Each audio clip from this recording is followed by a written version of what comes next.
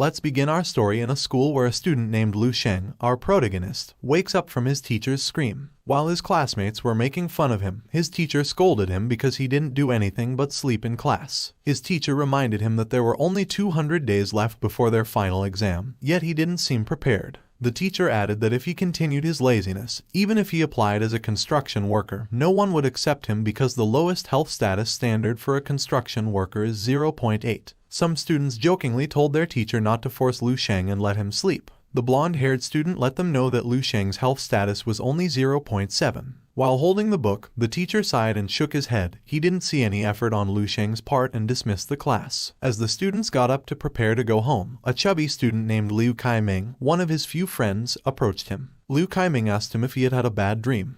Sheng nodded and informed him that his nightmare was depressing, in a neglected field inhabited only by monsters. Sheng explained that his mental state had dropped drastically, and his health status had dropped to 0.02 just because of a nightmare. In order to recover what he lost, he had to take a lot of medicine and train until he died. Liu Kaiming informed him not to think about his health status because they both have a lower one. Another thing is that they are just ordinary people and suggests leaving it to the geniuses to be superheroes. Liu Kaiming stood up and asked him to play a PC game. But Sheng was in no mood to play right now and wanted to go home. Liu Kaiming offered to pay for the drinks and PC time, but Sheng was not in the mood and just wanted to sleep when he got home. Their conversation was interrupted when a blue-haired student asked Liu Kaiming if he would come to play. As he waved his hand, he shouted that he would come. Then the chubby student said goodbye and said they would play next time, to which Sheng agreed. As he walked home, he thought that after being reincarnated in this new world, he would still have to face the problems with the exam. He decided to see what the recent news was. While looking at a large screen containing the news, he realized that this world was no different from the world he came from. His thoughts were interrupted when a muscular woman suddenly passed by carrying a pallet full of the heavy box. Sheng marveled at the woman's strength and wondered when he would become strong. At their home, while his father was lying prone, his mother was putting a patch on his back. His father reminded her to be gentle. She sighed and told him to grit his teeth and bear the pain because it was almost done. After a while, Sheng arrived. His father got up, and while putting on his clothes, he asked his son if he had eaten. His mother said she would prepare dinner while waiting for his younger sister. Sheng advised his father to buy a blood circulating apparatus suitable for circulating blood and healing waist and back injuries. He also informed his father that one of his classmates had a blood circulating device in their house, proving it produced a better result. As he smiles, with a cigarette in his mouth, he boasts that he is still as strong as steel and that the body pain he feels is only caused by aging. He recalled that he had a present for his son. He took 2 bottles of recovery powder from under the table, a new product from the benevolent clinic. The gift from his father surprised Sheng because he was aware that the recovery powder his father had displayed cost $20,000. His mother patted his father on the back and informed them that her superior at work had allowed her to take home some leftover pork head meat. She asked about Sheng's health status if he broke through 0.85. Unbeknownst to them, Sheng's only health status was 0.7. His mother added that his younger sister has a 0.9 health status. According to the news, the passing point in the high school level exam will be increased by 0.01. Sheng replied that he knew and then went straight to his room. Inside the room, he immediately took off his jacket and started his exercise. The World Martial Alliance recommends the 24-body reconstruction technique, created based on ancient yoga, martial arts, and judo techniques by the Martial Alliance's masters. This technique helps to strengthen the foundation of novice martial artists. 300 years ago, huge cracks appeared in the sky and earth, from which terrifying monsters came out to conquer the world. The advanced weapons did nothing to exterminate the monsters. Despite this, humanity suddenly gained another source of power. A genetic lock within humanity had come undone instead. Every individual's strength was raised exponentially. Thus, mankind has entered the era of martial arts prosperity. However, despite this, in the battleground full of monsters, in order to coexist and inhabit the land, humanity was still at a severe disadvantage. Every day, cities fall at the hands of monsters, and humanity is still pushed toward defeat. Someone said on stage that they were all born into a restless world and that they had to take responsibility for the current era. Each of them practiced martial arts for the sake of humanity, and each of them is the future legacy of martial arts. After training, Sheng tiredly caught his breath. He noticed that after completing the 3 sets of the body reconstruction technique, there was no improvement in his health status, while his younger sister's health status was at 0.9. In addition to that, his parents are doing everything to support him, and heaven has given him a second chance to be reincarnated in this world.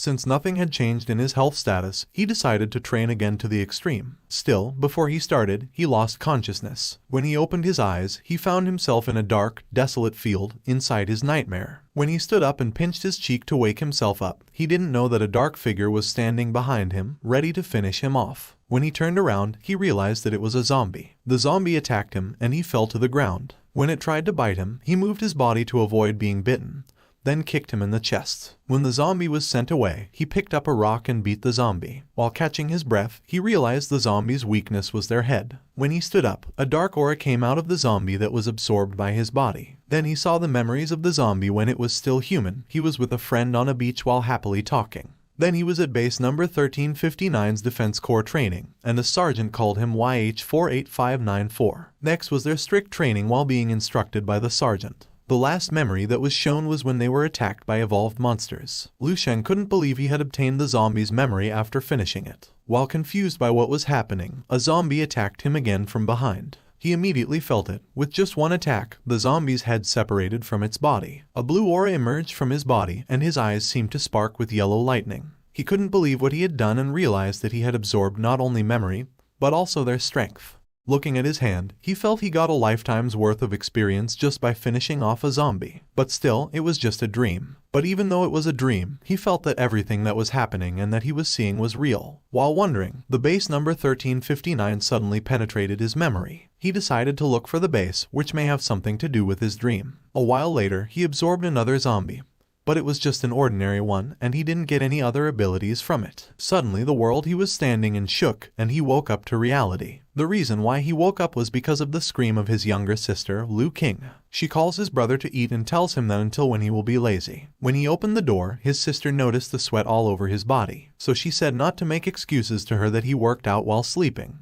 Sheng scratched the back of his neck and said he just took a nap. His sister noticed the abs on his body, then turned around and reminded him to go out and not make their parents wait for him. While leaving, Sheng wondered when his brother became muscular and assumed that his brother was working out. Sheng remembered that when they were young, his sister was close to him. But when they started attending school and received her assessment, her attitude towards him changed. Sheng is a genius with 1.0 health status. Her combat ability is over 100. She could receive an offer at a prestigious martial arts university anytime with her status. In the case of Sheng, he was a useless older brother. When he looked in the mirror, he was surprised to see his muscular body.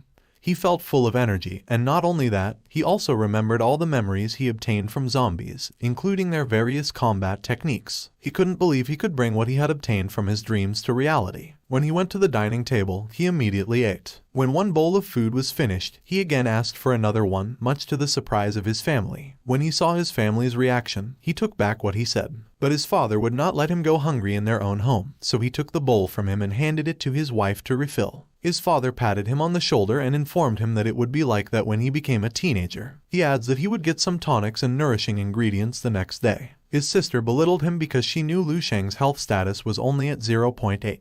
Her father told her not to underestimate her brother. While his father and sister were arguing, he thought of going to the dojo to see if his health status had improved. A few hours later, Sheng stood before Hongquan Dojo. The master of this dojo is Nai Hongquan, who is ranked 4 in martial arts, and he is the master of this dojo. The health status of a rank 1 like Kichuchai is 1.5 with a combat power of 150. Rank 2, like Lin Lan, has a health status of 15 and a combat power of 1,500. Rank 3, like Shi Jin, has a health status of 100 and a combat power of 10,000. And the peak of all ranks is rank 4, like Nai Hongquan, with a health status of more than 200 and a combat power of 100,000. Once martial artists achieve a high rank, society will consider them superhuman. As he looks at the poster with the high tuition fee, he knows that only wealthy people can afford to attend this dojo. If her sister enrolls in this dojo, he knows his family will support her. But for him, he is not interested. Besides, he can absorb the experience of the zombies in his dream. A staff greeted him and asked if he would register for a martial arts enrichment class. He politely replies that he has just come to check his health status and combat power. The staff noticed he was not from a wealthy family based on his appearance and without the instructor assisting him. The staff politely pointed out where the assessment room was and offered assistance. But Sheng didn't want to disturb her. Besides, he knew how the machine worked. When he arrived at the assessment room, he placed his right hand on the top of a glowing ball. In a few seconds, the result of his health status came out with a 0.963 result.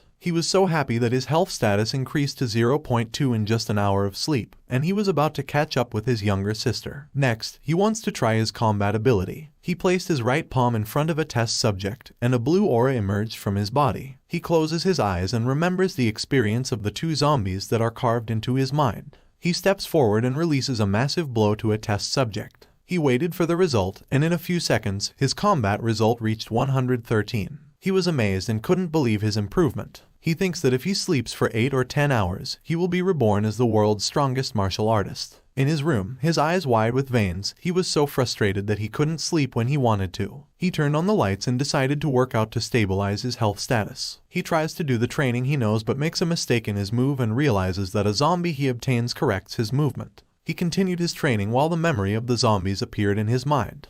Sheng noticed that every time he went through motion, he could feel the power surging through him and the breathing technique the zombies learned when they were still alive. As he made the shape of an electric ball, his tummy rumbled, and he became hungry. Sheng's face turned into an old man, and moments later, he drooled, and his teeth were lost. Oh boy, somebody, please give him a pair of dentures. Anyway, let's get back to our story. Sheng realizes that energy consumption can't keep up because the body is forced to grow. Regular food isn't enough to sustain the nutrients he needs pills. With his family status, he can't afford to provide those pills. If things continue like this, his growth rate will slow down. Such Sheng decided to start earning money. In his school, the reward for their performance is 10,000 for the first grade honor. To achieve that, he must show them his talent. At the sports gym in the locker room, Liu Kaiming told him that it's been a while since they had a practical combat lesson. As Sheng changes his clothes, Liu Kaiming notices his body, and he can't believe that Sheng will achieve a muscular body in a few days. Sheng told him that he was working out, and he noticed his hair growing longer and decided to trim it when he had time. Liu Kaiming concludes that Sheng works hard to get the girl's attention.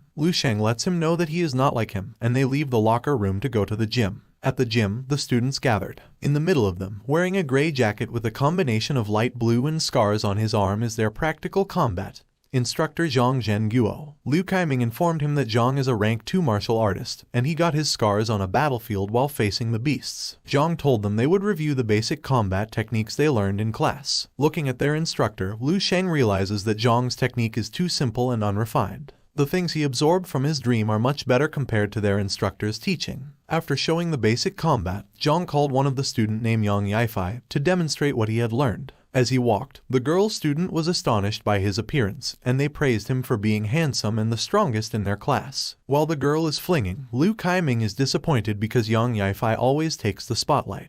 Liu Kaiming knows Yang Yifei is rich and handsome and got himself the best pills, and his health status is getting close to 1.2. Liu Kaiming assumes that their teacher always plays favorites with students because of their status and that people like them are nothing. In his mind, Sheng wanted to agree with his friend's statement, but that was before. Now that he knows his ability, he is prepared to grab them all with his own hands. After the demonstration, Zhang commends Yang Yifei and informs him that he has some balance issues and plans to teach him to correct his balance the next time. Zhang told him he would call some students to spar with him. Yang Yifei thanked him, but in his mind, he disagreed with his teacher's advice. He also belittles his teacher for having a low-ranked martial art compared to his family. Zhang asks the students if any one of them is willing to spar with Yang Yifei. The students are all silent because they know the capabilities of Yang Yifei, and no one bothers to spar with him. Zhang realized that every time this happened, the student was shriveling away. The school may teach them the basics, but once they join the military, only a handful will be walking the path. He also knows that the student is saying that he is playing favorites. Before he finishes his thought, he notices the eyes of Sheng. Those eyes belong to someone who has undergone truly arduous training.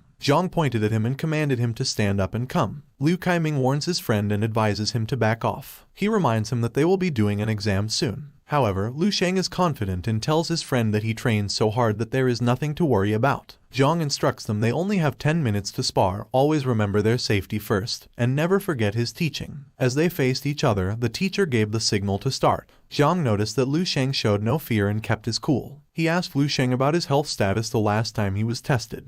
Sheng replied that it was 0.8. Zhang realized that Sheng's status was very low. He reminds Sheng to pay attention to his strength and get ready to fight. Before they fight, Yang Yifei asks if he pays attention to their teacher and warns him that if he falls, don't use his arm because he might put pressure on his bone. Instead, he should protect his vitals, especially the head. Lu Sheng thanked him for his advice and told him he was ready. Yang Yifei quickly attacks using his fist, and a yellow and black aura can be seen. The students' mouths get wide open at what they witnessed. Yang Yifei, on the other hand, as he got closer, he ridiculed and belittled Lu Sheng inside his mind, saying a pushover like Lu Sheng deserves embarrassment, and victory belongs to the strongest like him. He was surprised that his fist punched only the air. On the other hand, Lu Sheng dodges his attack. His eyes become white with a blue aura, and his fist looks like it is gathering wind aura. He launches his attack and directly hits the face of the arrogant student. A blue and bounce away effect can be seen. His classmates were shocked. A smoke emerged from his face like a burning cigarette.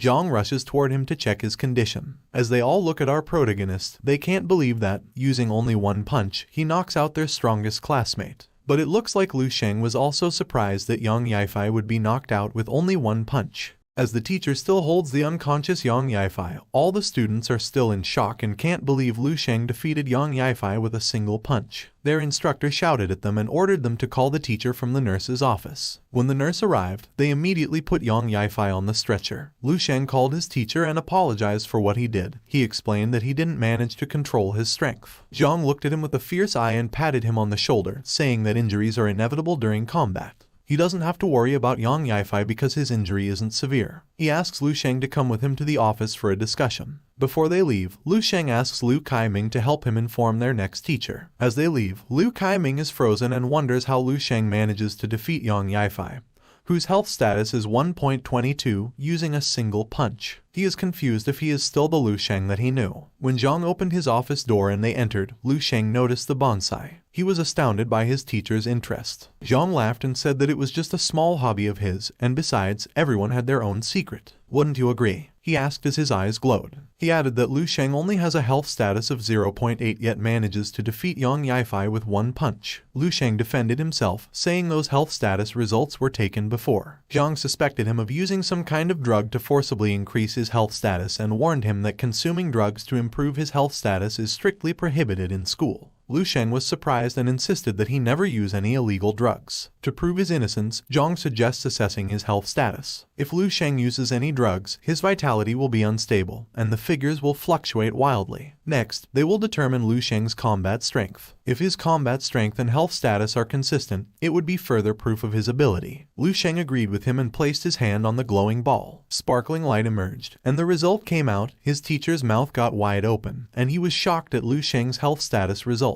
Lu Sheng has a rank 1 martial artist with 1.532 health status. Zhang couldn't believe that a student like Lu Sheng, who is only 18, had achieved rank 1 in martial arts. No one ever reaches those levels at such a young age in the whole city of White Lake, only Lu Sheng. He also assumed that Lu Sheng was a genius. Zhang's eyes widened in shock when he realized that Lu Sheng had destroyed his combat test subject with just one punch. As their appearance becomes similar to a clown, a lake of tears comes out of Zhang's eyes, while Lu Sheng, who is holding the test subject's head, apologizes for what he did, saying that he didn't do it on purpose. As he holds his bonsai and is still crying like a baby, he can't believe that his test model that can withstand the attack of an official martial artist will be destroyed. Now Zhang realized Lu Sheng had surpassed the rank 1 martial artist. Moments later, Lu Sheng, sitting like a shy guy, held a test model's head. Zhang asks him when was the last time he tested his health status. Lu Sheng informed him that it had been almost half a month since he last took the assessment. Zhang was astounded by what he discovered and inquired whether Lu Sheng had a master or was the descendant of a noble clan. Lu Sheng clarified that he was from an ordinary family and had no master. The reason behind his rapidly increasing health status was a secret. As he stands, he is still speechless at Lu Sheng's health status, surpassing a rank 1 martial artist. Zhang only achieved rank 2 in his old days after working hard for many years and entering the military. When he stepped onto a battlefield, that's when he realized that it was impossible for humanity to defeat monsters. In the face of such a powerful monster, humans are such small and weak creatures, and the only ones who can defeat those monsters are those groups of people who are monsters in their own right. As he sighs, Zhang informs him that he is more than qualified to be in the school's gifted class, given his current results. They can provide him with guidance from the best teacher. Lu Sheng didn't accept his offer and wanted to remain in his current class. Zhang insists and wishes to provide him with the best guidance from the school. Since Zhang keeps insisting, Lu Sheng asks him a favor. He wanted to apply for a martial arts scholarship and hoped the school would allow him a more flexible schedule. As he wrote the student request, Zhang realized Lu Sheng lacked financial assistance and free time.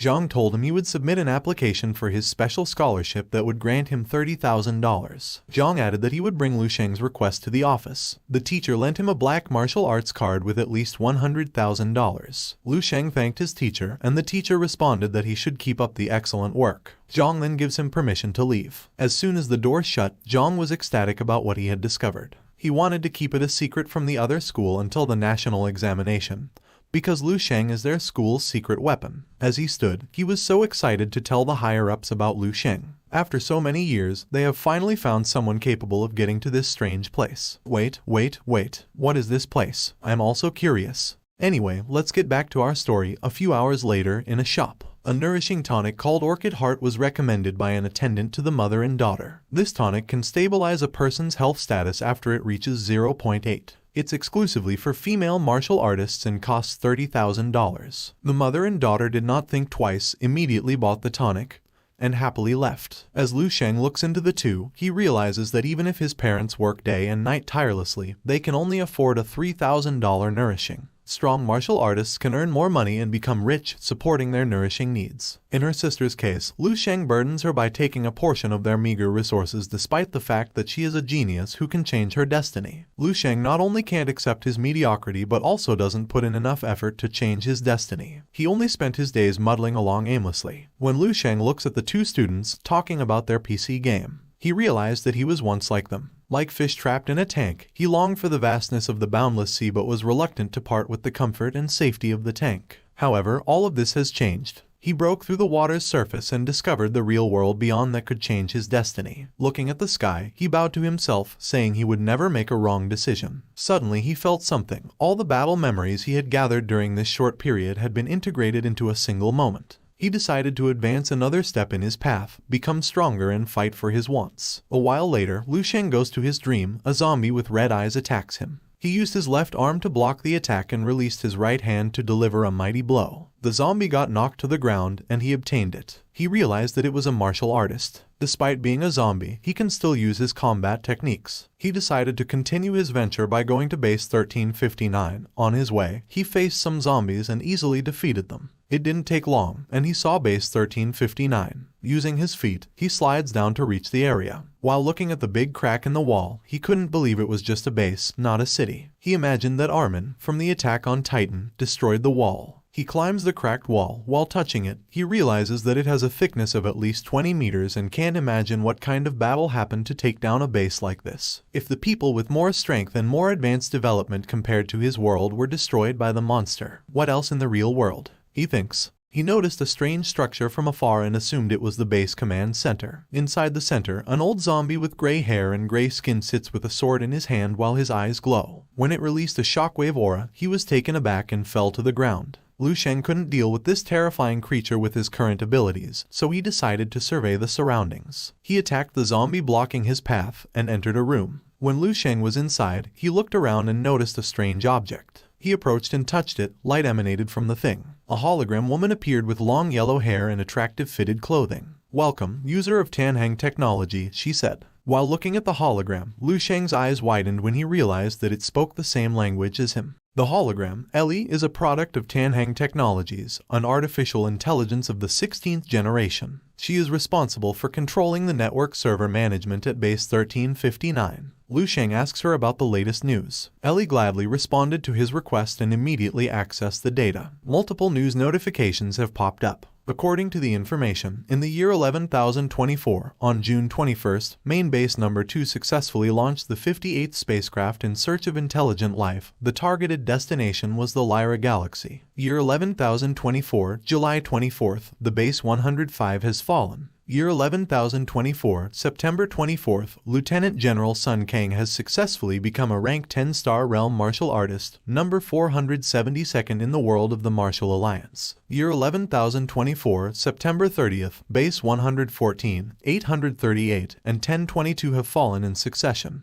The 8th Division has been activated to search for survivors. Year 11,024, November 19th, the World Martial Alliance will hold the 24th Grandmaster Conference at Main Base Number 1. They will discuss the recent strategies and policies that have been rolled out. Lu Sheng can't imagine if the rank system in his dream is the same in the real world. It means the gap between the people's strengths in the two worlds is so big. A window screen popped up, showing the emergence of terrifying monsters from the sky to conquer the world. Lu Sheng was stunned by what he had witnessed, and a bucket of sweat emerged from his face. Despite the advanced technology and strength of the people living here, they couldn't protect anything against the monsters. In addition to that, they tried to abandon their planet. They sent an exploration team to the vast galaxy to find a new place to live. Still, unfortunately, there is no news that anyone has returned as their own planet has fallen. Lu Sheng sits on a sofa and asks Ellie to show him the world history. She follows his orders and shows the world history. As he browsed the screen, he was stunned by what he discovered.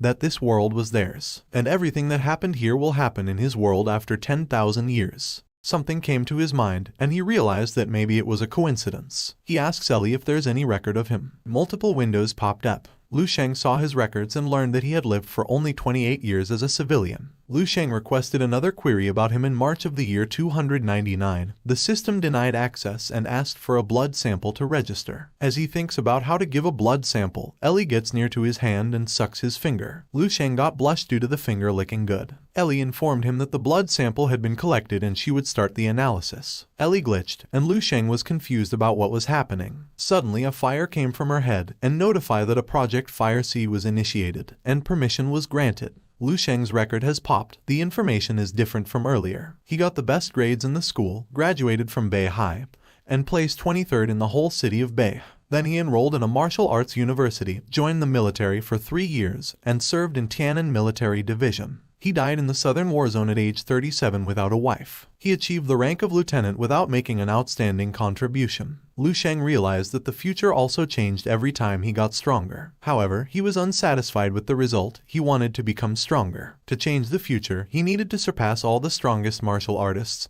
and become #1 in the whole world to save humanity. As he thinks of this, fire surrounds him and his body glitches. Oh my, Lu Sheng, how can you save the world if you get burned? I'm just kidding, guys, that was just an emotion fire effect. The next morning, in the dining room, Lu Sheng's mother noticed his son was not wearing his uniform, so she asked him if he hadn't had a class today. As he pulled the paper from his xiaopao, Lu Sheng informed her that his teacher had permitted him to study at home and that there was no need to go to school. His mother and sister were puzzled because they had never heard about such a thing. After eating, Lu Sheng told his mom he would return to his room to train. As he leaves, King notices the sudden change in his brother. He is not the fool she knew before. He becomes more mysterious. Upon entering his room, Lu Sheng's phone rang. He answered it, and from the other line, Zhang informed him that his scholarship money had been released. He invites Lu Sheng to come to school to collect the money. On the other hand, Lu Sheng told him he had no time to waste and couldn't explain it to him right now. Then he ended the call and went back to his training. As he sat in a lotus position, Lu Sheng persisted in becoming more vital to changing the future and showing his talent to the people when he reached the peak. Moments later, Lu Sheng went to base 1359 and asked Ellie to pull up all the cultivation methods, reflections, and notes about martial arts that he could access with his perms. Ellie followed his command, and in a few seconds, multiple screens popped up with 465,751 results. Lu Sheng couldn't believe that the result was too many, so he asked Ellie to filter out the most valuable techniques that were suitable for rank 1 martial artists. Ellie quickly followed his order, and as a result, only the 3 best methods remained. The first technique is the Stellar Body Refining Technique. It was created by Wang He, a rank 2 powerhouse from the World Martial Alliance. Second is the Natural Breathing Technique, developed by Yang Yizhu, a rank 2 powerhouse from the World Martial Alliance. The last method is the Visualization Technique, created by Duan Yifeng, a rank 2 powerhouse from the World Martial Alliance. All of them are incorporated into Project Fireseed. In Lu Sheng's current world, the highest level of a martial artist is ranked 9. But in this world, or 10,000 years later, they reached the 11th rank. Lu Sheng was very thankful. Because of what people learned in this world, they managed to preserve it. He starts concentrating on practicing stellar body refining techniques. In this technique, his cells, blood, and inner body were transformed into a much more powerful one. His defense and strength became unimaginably strong.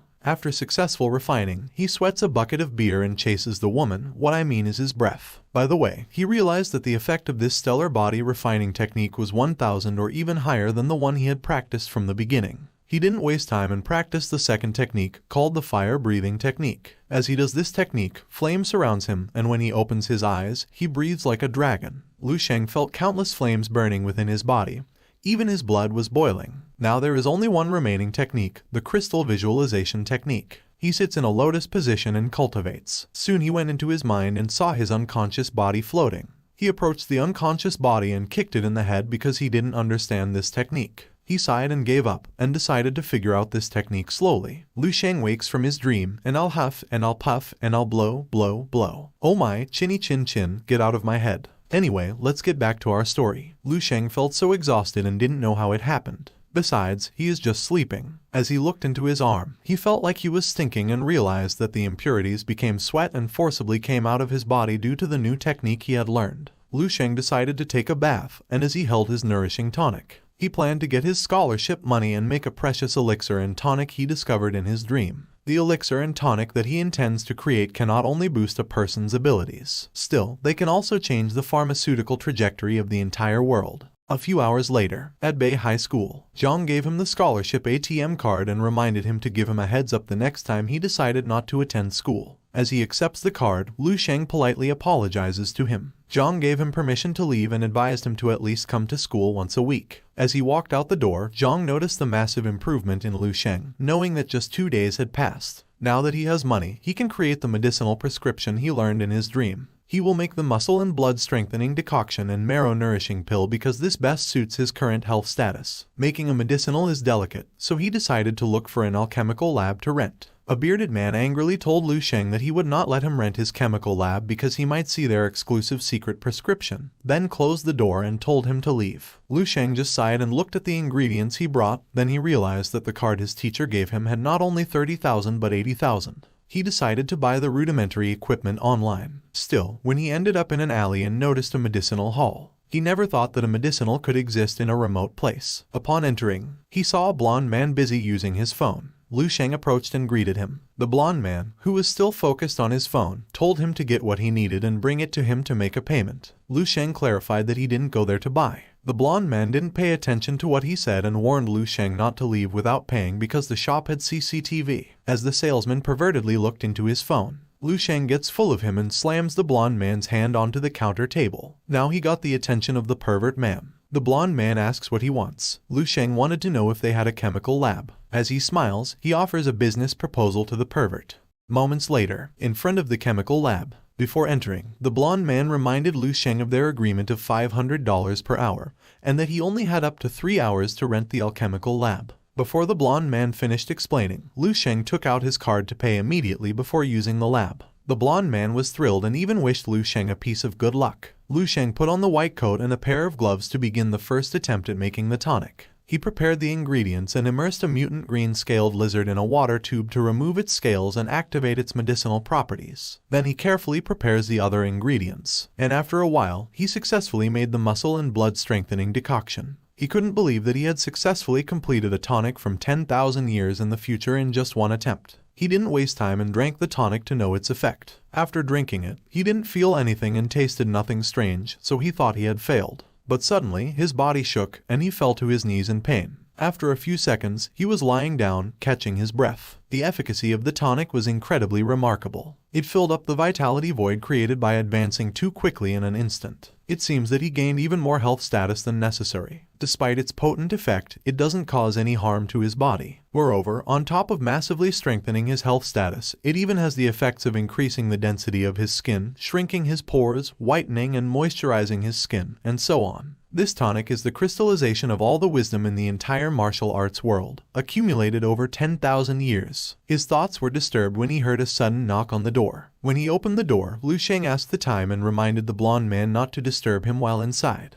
The panicked blonde man told him there was no time to explain because his boss had already returned. He advised Lu Sheng to leave quickly and go through the back door. Outside the medicinal shop, a beautiful woman with short brown hair, whirling the key, with a healthy pair of melons, wearing seductive green clothes and a green pair of high heels, was about to enter the shop. At the alchemical lab, the owner of this Xingshan medicinal hall, Suzu, puts down a box containing different tonics and drinks them. Suzu was very disappointed in the tonic she consumed. The quality is very poor and can't be considered a tonic. As she watches the news showing a martial artist with a muscular body, she realized that the pharmaceutical industry is rapidly changing with the increase in martial artists. A new and better medicinal prescription is developed daily to eliminate the old ones. The reason why they did not keep up with the modern methods of the pharmaceutical industry was that her family was conservative and still used the old methods. Xinshan Medicinal Hall has been selling ancient remedies for 100 years. Now that their pharmaceuticals have been left behind by other pharmaceutical industries, Suzu knows that if she does not find a new medicinal prescription, the business entrusted to her by her father will collapse. She turned around and decided that if she couldn't make a new product, she would collaborate with experienced chemical masters like Mr. Zhang. The blonde man, Ma Fei, greeted her and asked if she would not go to the neighboring city, adding that he didn't expect her to return so soon. Suzu ignored him. The perverted guy blushed and was astounded by her beauty. As he pervertedly smiles, Ma Fei daydreams of Suzu hugging him, and they will live happily ever after. Still daydreaming, Suzu told him to wake up and wanted to know if he had brought someone to the laboratory. Even if she's angry, in Ma Fei's eyes, she is still beautiful and denies her accusation. As Suzu sighed, covering her forehead, she informed Ma Fei that he would be fired starting tomorrow. She threw the dirty coat into the trash can and started to clean the laboratory. Suzu noticed the mutant green-scaled lizard and learned that the one who used the laboratory used the activator to activate the mutant green-scaled lizard. She also discovered that the scales, which are its most valuable part, have been removed. She had never heard of such preparation and assumed that the one who did this was a head stuck in the clouds who wanted to develop their own medicinal prescription. However, in the end, she realizes that she is also like them, the one who is placing their hopes on something completely unrealistic. Suzu saw a broken tube on the floor and wondered how many surprises she would face in her store today. She kneels and picks up the broken tube.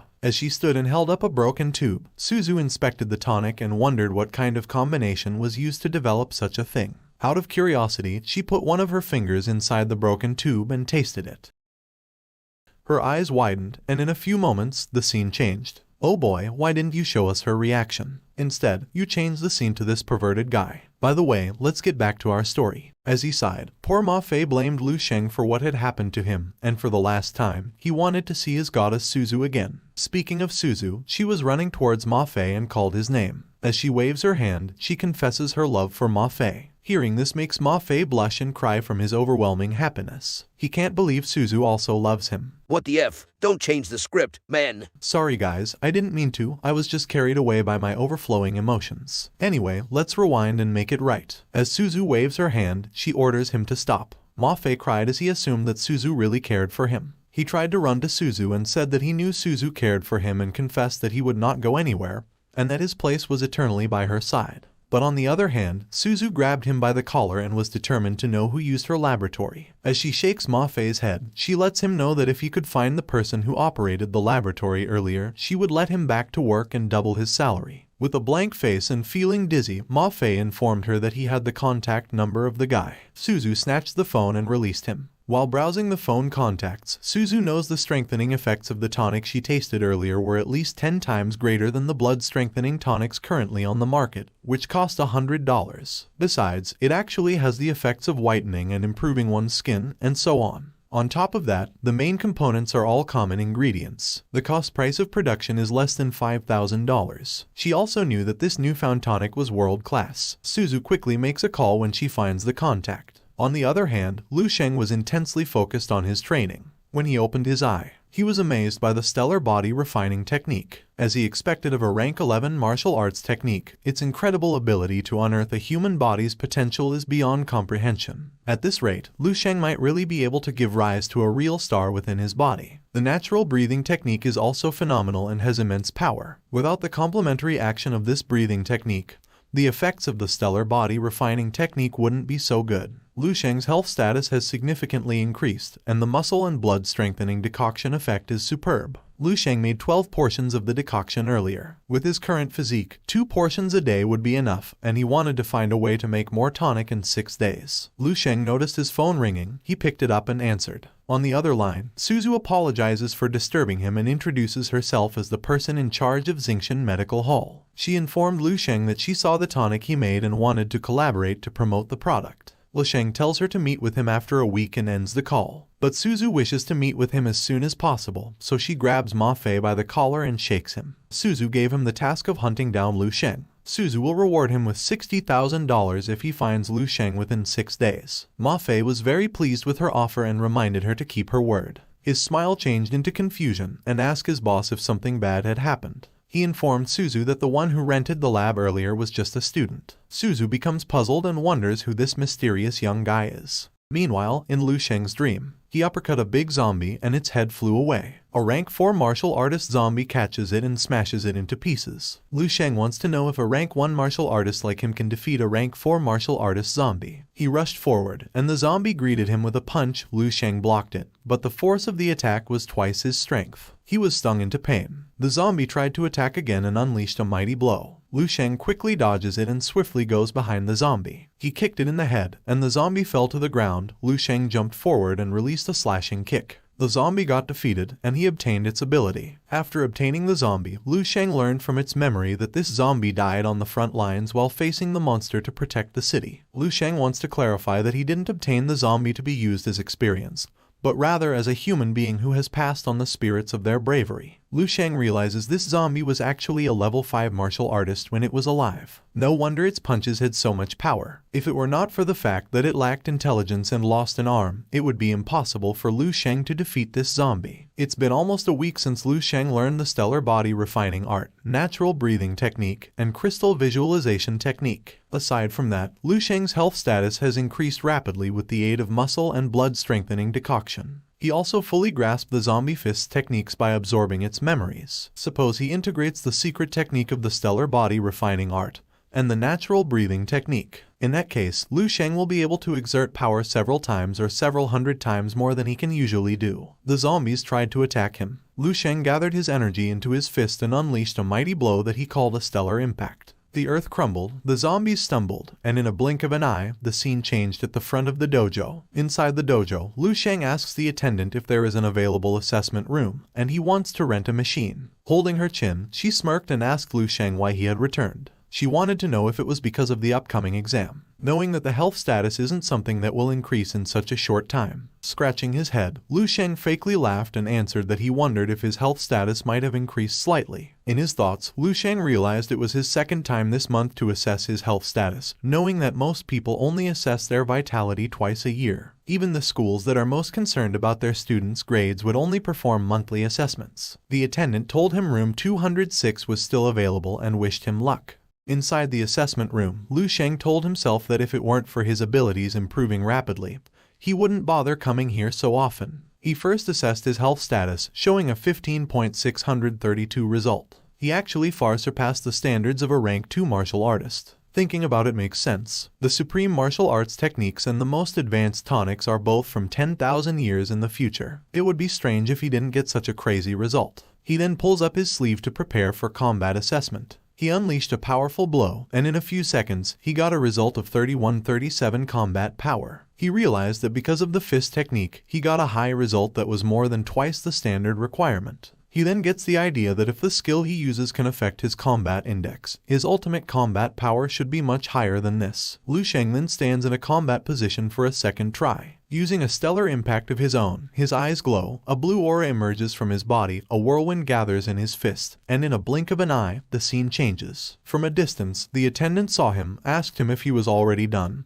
and added that he seemed pleased. Lu Sheng replied that he was indeed pretty delighted and said goodbye. The attendant happily wished him good luck in his exam. Closing her eyes, he thinks of Lu Sheng. Even though he is acting cool, he's pretty good looking when he smiles. Her fantasy is interrupted when a boy asks her who she is talking to. This guy is the little brother of this girl with orange hair and a red gym bag on her left shoulder. Her name is Nai Shuang, and she is the daughter of the master of Hong Chuan Martial Arts Academy. She asks the attendant if the guy who came earlier came for an assessment. Still blushing, the attendant clarified that she must have seen it wrong, adding that the guy earlier was just a typical high school student and coincidentally handsome. The red-haired guy said, "What's the point of being handsome if you don't make money? In their society, only prowess in martial arts really counts." He added that based on the man's clothing earlier, it looks like he comes from an ordinary family. Even if he assesses many times, there is no point and nothing will change. Looking at her little brother, she knows the situation in society. The poor dwell in academics, while martial arts are for the rich. The resources needed for cultivating martial arts are a large part of the reason for the saying. Her little brother has been taking all sorts of tonics since he was young,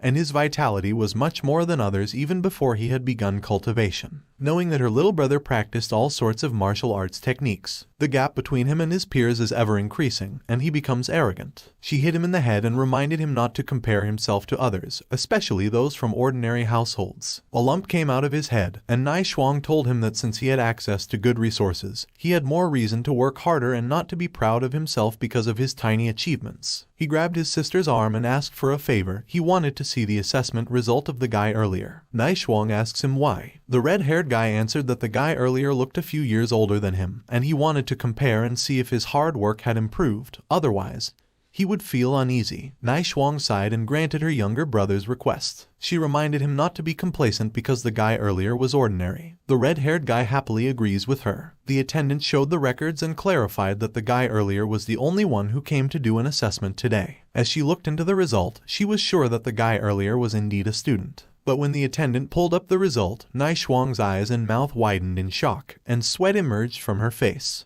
She grabbed the tablet from the attendant, her little brother fell to the ground, and wondered if the test machine was broken. The attendant clarified that the device was in good condition. Learning that the result was confirmed, Nai Shuang became serious and ordered the attendant to contact all the staff who were free to collect the information of all the students in the area. The attendant quickly followed her order. Looking at the tablet, Nai Shuang is persistent in finding Lu Sheng. On the other hand, in front of the Martial Artists Association building, before closing the taxi's door, the driver was delighted with their chit-chat. He planned to introduce his daughter the next time he met Lu Sheng. As he walked, smiling, his eyes were closed, and his left hand was inside his pocket. He realized that the taxi driver was too passionate and thought he shouldn't have told the driver that he was going to the Martial Arts Association to take the Rank 2 Martial Artist Certification Assessment. Hence, the driver wouldn't talk non-stop. Upon entering the building, Lu Sheng bumped into a disappointed man who couldn't believe his result. At home, his combat power index was higher than 150, but the result was different here. Based on the man who is wearing a green jacket, the Martial Arts Association assessment machine is custom made by the officials. Hence, they may have much higher precision than those sold outside. Hearing this information makes Lu Sheng excited. He can finally get a definitive grasp on his true abilities. At the front desk receptionist, Lu Sheng asks the receptionist where he should go for the martial artist certification assessment.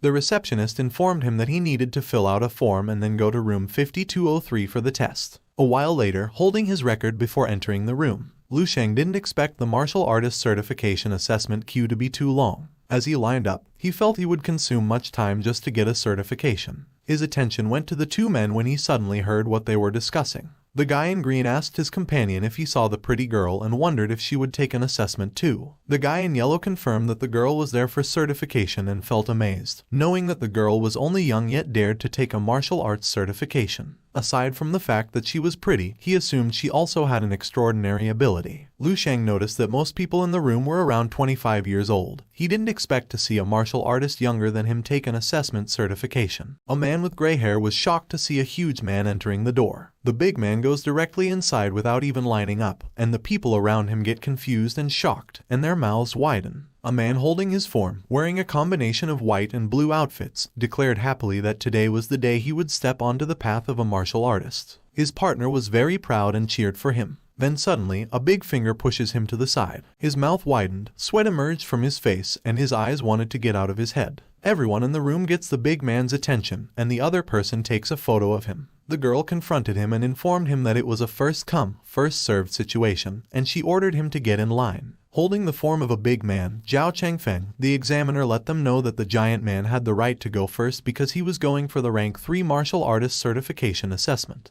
She gets stunned by the information, and her partner spits a lake of blood. The pretty girl is surprised, and other people's mouths widen. But Lu Sheng was unfazed because he knew that strength is what reigns supreme in the world of martial arts. The strong will get to enjoy all sorts of privileges. The staff ordered Zhao Chengfeng to step forward for the health status assessment. As Zhao Chengfeng prepares to test his vitality, the girl still can't accept that Zhao Chengfeng skipped the line, knowing that it is not yet confirmed that his health status is really ranked 3. When the vitality result came out, it showed a 107 health status. They were astounded and realized that Zhao Chengfeng had even surpassed the requirement. Next is the combat power assessment. Zhao Chengfeng unleashed a mighty blow, and the impact forced the applicants to fall to the ground. The pretty girl remained in her position. But on the other hand, Lu Sheng was still unfazed. The examiner opened his left eye and announced the result. Zhao Chengfeng gets a 10,831 combat power index. The examiner was impressed and congratulated him. He informed Zhao Chengfeng that he will now hold rank 3 martial artist certification from the Bay City Martial Arts Association and receive a monthly cultivation allowance of $30,000. Zhao Chengfeng looks back and notices 2 people who remain intact in their positions. The pretty girl still couldn't believe the power of Zhao Chengfeng's punch. The punch he made earlier could knock out a rank 1 martial artist. Lu Sheng stepped forward and voiced his thought, saying, "Is that the standard of a rank 3 martial artist?" The pretty girl gets puzzled and wonders what Lu Sheng means by what he said. She also notices Lu Sheng staying firm in his position during the impact. Lu Sheng approached the examiner and asked him if he could go next, adding that no one was in line. The examiner gets interested in him, thinking this kid can still be so calm after seeing the powerful punch just now. He approved Lu Sheng's request and reminded him to not be nervous and keep his heart rate regular. The result came out, showing a 15.7 vitality. The examiner was dumbfounded, and the people who had witnessed the result were stunned.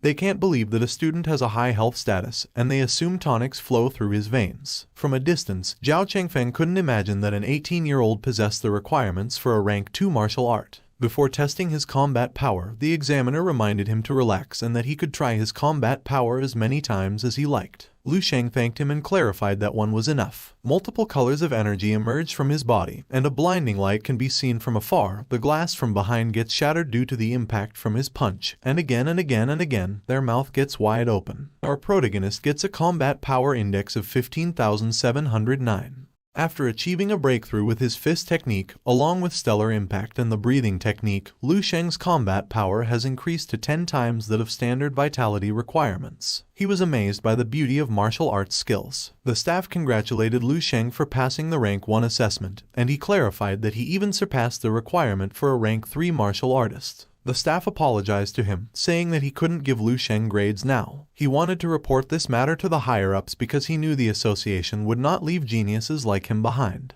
The staff quickly ran to submit the report and stated that he would stake his entire career on this matter, promising to give Lu Sheng a satisfactory reply from the higher-ups. When he was about to leave, a huge form appeared from behind. His eyes glow, and his hand moves like a fast shadow. In just one punch, Lu Sheng's face becomes severely injured. What the F? Somebody, please change this narrator. He always changes the script. Sorry guys, it won't happen again. Anyway, let's get back to our story. Video editor, please remove that beaten face from the scene. Zhao Chengfeng extended his hand and introduced himself. Lu Sheng reaches out his hand and also introduces himself. Zhao Chengfeng was secretly delighted, and the other people approached Lu Sheng and also introduced themselves. Lu Sheng quickly runs and leaves the assessment room. Outside the Martial Artists Association building, King and her friend await their senior sister, Yang Yuan, who also takes an assessment certification. The girl in the middle, wearing a purple jacket, told them that a rank 1 martial artist certification assessment is a piece of cake for a genius like Yang. King agreed with her, and from afar, she saw her older brother coming out of the building. She called him, and when he approached, Lu Sheng asked what she was doing there. King replied that she should be the one asking those questions. She knows Lu Sheng always skipped school and slept all day in his room, yet he dared to come to the Martial Arts Association. Lu Sheng wondered why his sister knew he spent most of his time sleeping in his room. He coughs, says he has some business, and asks what they're doing in the area. The girl in the purple jacket informs him that they are King's classmates. She introduced herself as Feng Fanfan. Her friends called her Rice. She also introduced her classmate Zhu Nuo, who was wearing a jumper. She added that they came here to accompany their senior sister, Yang Yuan, from their martial arts club, who is here to take the assessment. Fanfan admires him for being handsome and lets him know that he differs from what King described. King's mouth widened. Her beautiful appearance became a beast, and she reprimanded Fanfan. Lu Sheng pats her on the head and says goodbye. After leaving, the two were still arguing, and from a distance, Zhu Nuo saw their senior sister. They approach her and ask about her assessment. Yang Yuan sighs and begs to not talk about the evaluation. She informed them that an unexpected incident had occurred. All assessments have been suspended, and she needs to wait until the afternoon. The 3 Powerpuff Girls wondered what kind of incident happened to put all assessments on hold. Yang Yuan explained to them that a guy with a power level of a demon, the same age as her, had a health status of 15.7 and a combat power that surpassed that of a rank 3 martial artist, and his CPI was more than 15,000. Yang Yuan always thought she was talented, but seeing that monster today made her realize that her tiny bit of talent was just a joke. The 2 girls felt worried for her, and Fanfan asked the name of this monster. When Yang Yuan revealed the identity of Lu Sheng to them, They were astounded by what they have learned. On the other hand, Lu Sheng, eating his favorite xiaopao, stops from his track when he notices the 3 Powerpuff Girls. What I mean is, the 3 old ladies who are murmuring while looking at the people in the black suit. Based on their murmur, those guys in the black suit were from the Hongchuan Martial Arts Academy and were looking for someone. They wondered who was the unlucky guy who invoked the ire of the Hongchuan Martial Arts Academy. Looking at his phone ringing, Lu Sheng realized that Hongchuan was the place where he had taken his assessment. He ignores the call from Ma Fei. After all, every medicinal prescription from the future could easily fetch him massive riches. However, he has to investigate further before he decides if they deserve to be the ones he works with. At their home, Lu Sheng quickly went to sleep and went to his dream. He activates the hologram and asks Ellie to show him his biography. Information about him had popped up. He read it and learned that he had become a level 2 martial artist at the age of 18, which shocked the whole city of Bei. He participated in the Dongning Province Prodigy Training Camp upon the recommendation of the Bei Martial Arts Association. He was ranked among the top 20 in the training camp. Lu Sheng graduated from Dongning Martial Arts University 3 years later and entered the military. He retired honorably as a captain 5 years later and founded the Sacred Martial Arts Academy with Bei City. He was promoted to rank 6 martial artist at the age of 45. He attempted to be promoted to rank 7 master at the age of 50 but failed.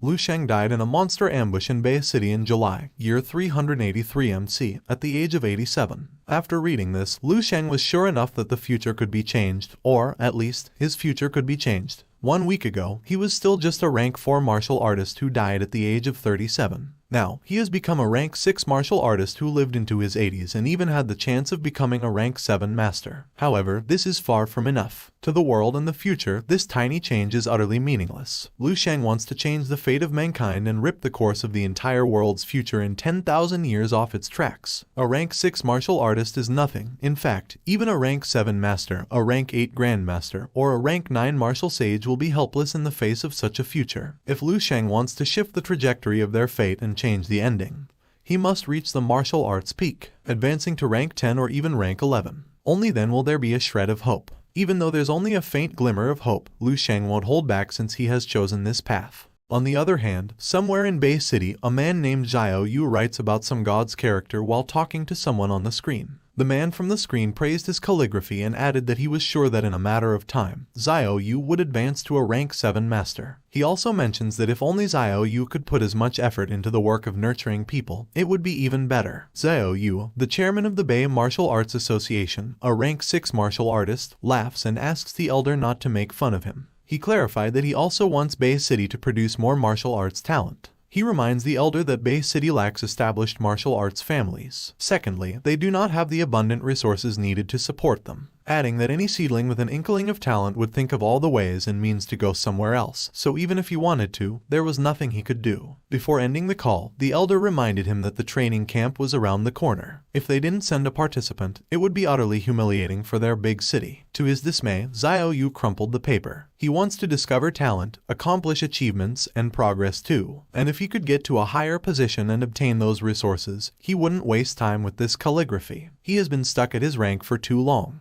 His sad momentum was interrupted when a girl in panic, holding some papers, a tablet, and wearing an eyeglass with a sexy body, entered his office. She said that some situations cropped up in the martial arts assessment area. Xiao Yu asked why she panicked and didn't even knock. The secretary apologized and informed him that the examiner had just given her very important news and explained about Lu Sheng. He quickly snatches the tablet from her and asks for the recordings. Looking at the record, he explained that Lu Sheng has a perfection stage fist technique. For someone his age to have polished a fist technique to the perfection stage, there wouldn't be more than 10 people in the world on par with him. Upon realizing what he said, he knows that even with a perfection stage fist technique, it's impossible to achieve a combat power of 15,000 with a health status of only 15.7. After all, a perfection stage fist technique would buff one's combat power at least twofold. The secretary gets blushes when Xiao Yu lifts her up. He was so happy that 1 in a billion gifted martial artist had appeared in Bei City. As she was swayed by Xiao Yu, she asked what the gifted martial arts meant.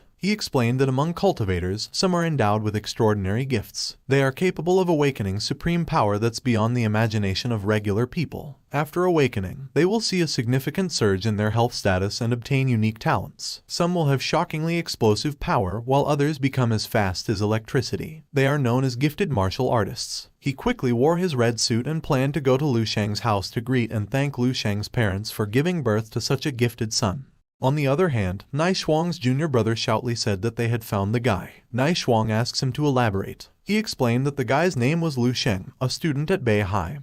His father was a delivery man at Sheng Logistics, and his mother was a cashier at Jiajia supermarket. He also has a first-year high school younger sister, and they live nearby in Building 15 of the Bilan district. After explaining, Nai Shuang received a call and learned from the caller that Xiao Yu had already made their move. She ordered her junior brother to buy some luxurious gifts that were suitable for parents and a teenage girl. Without question, he quickly followed her order. A while later, at Lu Sheng's house, his cultivation was interrupted when King knocked at his door. She told him to come out, and he had visitors. Looking at the mirror, he realizes that it's been a long time since he heard King call him Big Brother. In the living room, her mother told him to come closer. Xiao Yu stood up, introduced himself, and told him he had come to see him about his certification assessment. Lu Sheng greeted him and introduced himself. Xiao Yu noticed that Lu Sheng was calm and collected. Based on this steady temperament alone, Lu Sheng was a rare sight. Lu Sheng asks who is the girl with a ponytail. As he sat, Xiao Yu told him that it's Nai Shuang from Hongchuan Martial Arts Academy. Nai Shuang greeted him and reminded him they had met at the dojo. Lu Sheng replied, saying that it was nice to meet her. Xiao Yu explained his purpose for coming. On behalf of the Bay Martial Arts Association, he will give Lu Sheng his official Rank 2 Martial Artist badge and a monthly allowance, the same as the Rank 3 Martial Artist. Wait, that's not all. Due to Lu Sheng's exceptional martial arts talent, they have decided to award him $1 million as a show of encouragement. Upon hearing this, Lu Sheng's parents' souls come out of their bodies, and his sister still can't believe the achievements of her older brother. Lu Sheng was grateful for Xiao Yu and the association's encouragement and support. However, he knows there is no such thing as free in this world, so he wants to know what the exchange is for their good deeds. Xiao Yu took something inside his pocket and informed him that they wished Lu Sheng to participate in the prodigy training camp, which would be held in Dongning province. Nai Shuang stood in shock and explained that the training camp is where the most talented martial artist geniuses are gathered. However, it's also a place where geniuses are ruined. A senior brother in their martial arts academy, who everyone had the highest hopes for, had attended this very camp in the past. Upon returning, he, who was always spirited and full of vigor, was utterly defeated and simply faded into the background. She also added that with Lu Sheng's talent, he doesn't need to take such a risk. Xiao Yu intervened and agreed with what she said. However, he knows that Lu Sheng is different. From the proficiency and ability he has displayed, the heights he will reach in the future will definitely be far greater than what he has now. Xiao Yu handed him the invitation. Whatever Lu Sheng's decision was, he would respect it. Lu Sheng accepted the invitation, agreed with Xiao Yu's statement, and added that he had to reach his limit. Xiao Yu sighs in relief. He informs Lu Sheng that he will pick him up in 2 days and say goodbye. Before Nai Shuang leaves, Lu Sheng wanted to know why she came. She froze and got blushed. Before she spoke, she coughed.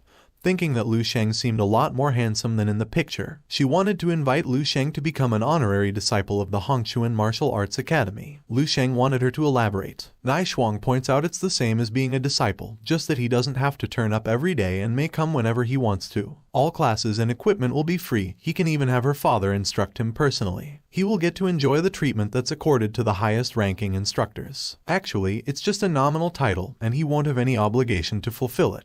After explaining, she thinks that if she successfully recruits Lu Sheng, their martial arts academy will blow up Bay City, and the number of parents who will rush to send their kids will be unimaginable. Her thought was interrupted when Lu Sheng declined the offer. Nai Shuang stood up and argued that the terms could be negotiated and he didn't need to reject her so hastily. Lu Sheng explained that he was okay being an honorary member. She may advertise that Lu Sheng usually comes to train in their academy, which is indeed true. However, other than that, he wants to refuse. He's not a disciple of their martial arts academy, so he doesn't want them to say that he is one of their disciples. Lu Sheng clarified that if she can accept what he says, then it's fine. If not, then I'm sorry. He also added that he will still be going there to do his assessments in the future. After all, it's close to his home. Nai Shuang accepted his demand and promised that she would issue his monthly stipend immediately when she got back. It will be delivered straight to Lu Sheng's house. His stipend will be around $100,000, and then she says goodbye. When the door shuts, Lu Sheng's parents ask him if they are not dreaming. They still couldn't believe everything that happened. The chairman of the Bay City Martial Arts Association personally came. Besides that, Lu Sheng got a considerable reward and a big salary. They also wanted to know when he became a rank 2. Lu Sheng held his mother's hand and told them that all of this was true and they were not dreaming. From now on, their lives will change. He doesn't want his parents to work anymore. On the other hand, at the Xingshan Medicinal Hall, Suzu bit her fingernail. She was frustrated that it's been a week, yet she didn't have any information about the genius alchemy. She looked through all the information of the recently registered alchemical masters, but there was nothing. Lu Sheng's tonic has several times stronger than the grade 1 and 2 tonics, based on the standards issued by the Alchemical Masters Association. It has even surpassed most of the grade 3 tonics of the market. On top of that, a grade 3 tonic can cost up to several $100,000, but Lu Sheng's tonic only costs less than $3,000. In her frustration, she slammed her desk, which frightened the pervert Ma Fei. Ma Fei's mouth widened when he saw someone. He informs his boss that he has found the chemical master. Suzu stands up and asks where the master is. He points to the monitor containing news about Lu Sheng. The seductive Suzu can't believe that the alchemical master is just a student. On the other hand, at Shuai City Lone Fox Mountain, a bird about to land was suddenly overtaken by something as swift as lightning. It turns out it was Lu Sheng. As he swiftly ran, he didn't think the stellar impact could be used on a body technique like this. With 4 times the power from stellar implications, along with the techniques he absorbed in his dream, his body technique prowess has also reached new heights. His speed is now at least 5 times faster than that of a regular rank 2 martial artists. He calls it the cloud-chasing step. When he reaches the top of the mountain, he starts cultivating the natural breathing technique. With every breath, he is able to absorb energy from the air. While continually replenishing his stamina, he also constantly activates his body's latent capacity. At the same time, he can also sense everything in his surroundings. He can feel the changes in all of nature's creation, integrating themselves between heaven and earth. He releases a decisive blow, and a massive impact can be seen. Lu Sheng was very delighted that he had a breakthrough. His health status has increased, and his stellar impact has become even more powerful. He can probably exert 6 times the power now. He came to this mountain to gather the materials needed for the marrow-nourishing elixir. He never thought he would be making such an enormous breakthrough in his cultivation. Lu Sheng had almost finished all the muscle and blood-strengthening decoctions he had made earlier. With his growth, it's starting to become less and less effective. He has to begin refining the marrow-nourishing elixir. The medicinal value of this herb has not yet been uncovered in this era. Without the system's information, it would have been impossible for him to find this unassuming little thing. He has already ordered the rest of the herbs he would need at the base of the mountain, and he thinks they are already prepared by this time. Using his cloud-chasing step, he quickly runs to the base mountain.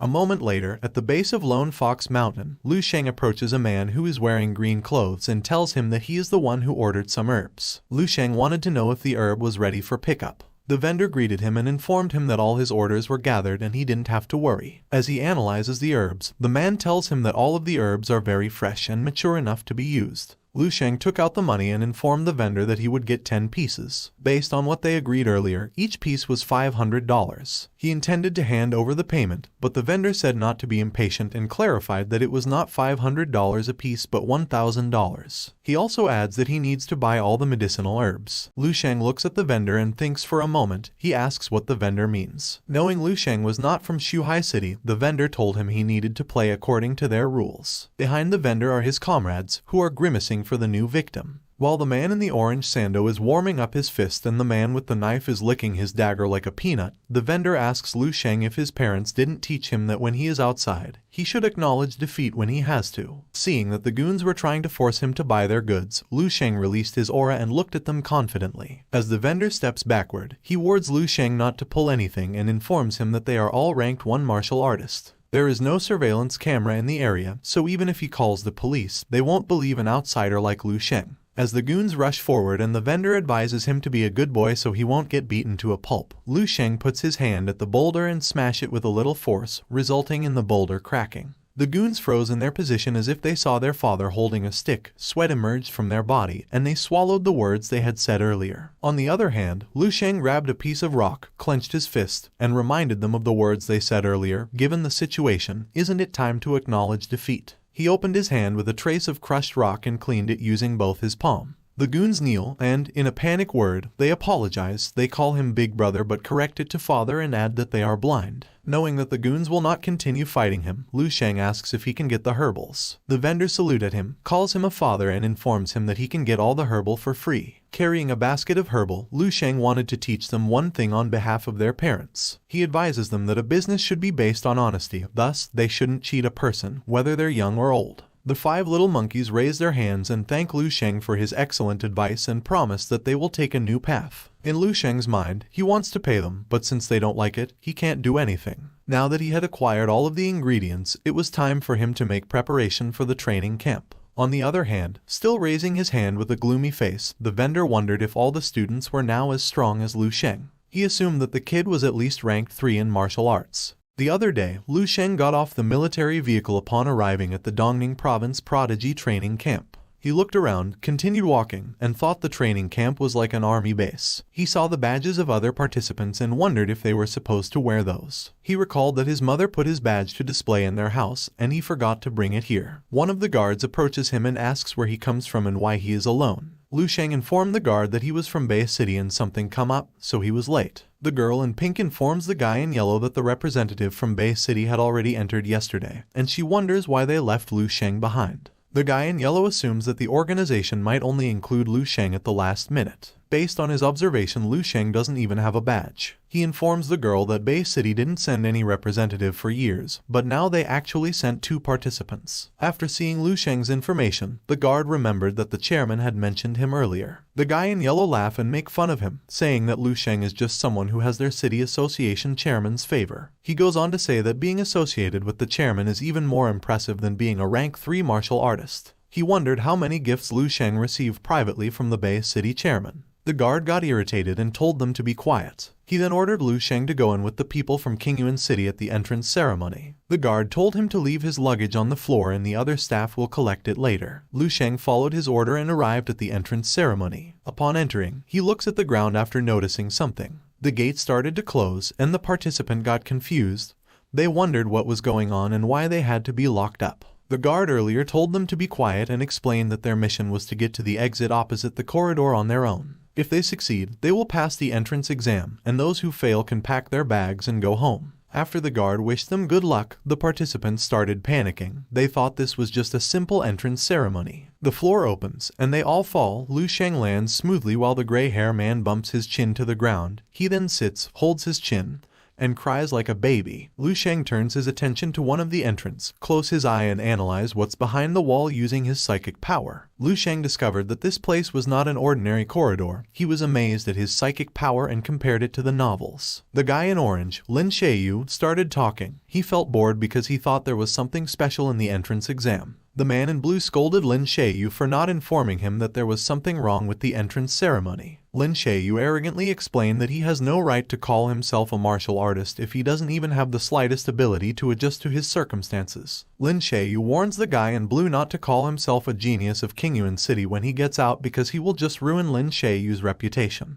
The guy in blue got full of him and called him a son of a cat. The blonde girl was trying to stop them and say that they were all from the same city, and it wasn't easy for them to enter the training camp, so they should be united. The most important thing right now is for them to find a way to clear the assessment. Lin Sheiyu agreed with her and added that the Qingyuan should stand united, and it wouldn't be good if any of them failed the exam. Because this is the Prodigy training camp, Lin Sheiyu is sure that the entrance assessment isn't simple. He then pointed at Lu Sheng because he was the odd one. He wondered if Lu Sheng would be so kind as to be the first to scout the area. While the blonde girl worrying for Lu Sheng, the guy in blue laugh as he think of baby Lu Sheng like a rat who will fall into the trap. Lu Sheng sighed and told Lin Sheiyu that he must step aside if he didn't plan to go in. In a mocking tone, Lin Sheiyu called him a bay kid and praised his confidence. He wished Lu Sheng good luck and told him they would help if he begged for it. With a smirk, Lu Sheng looked at him and stated that only cows and sheep form herds. A predator walks alone. Lin Sheiyu gets offended. Veins emerge from his eyes, and he asks Lu Sheng what he means.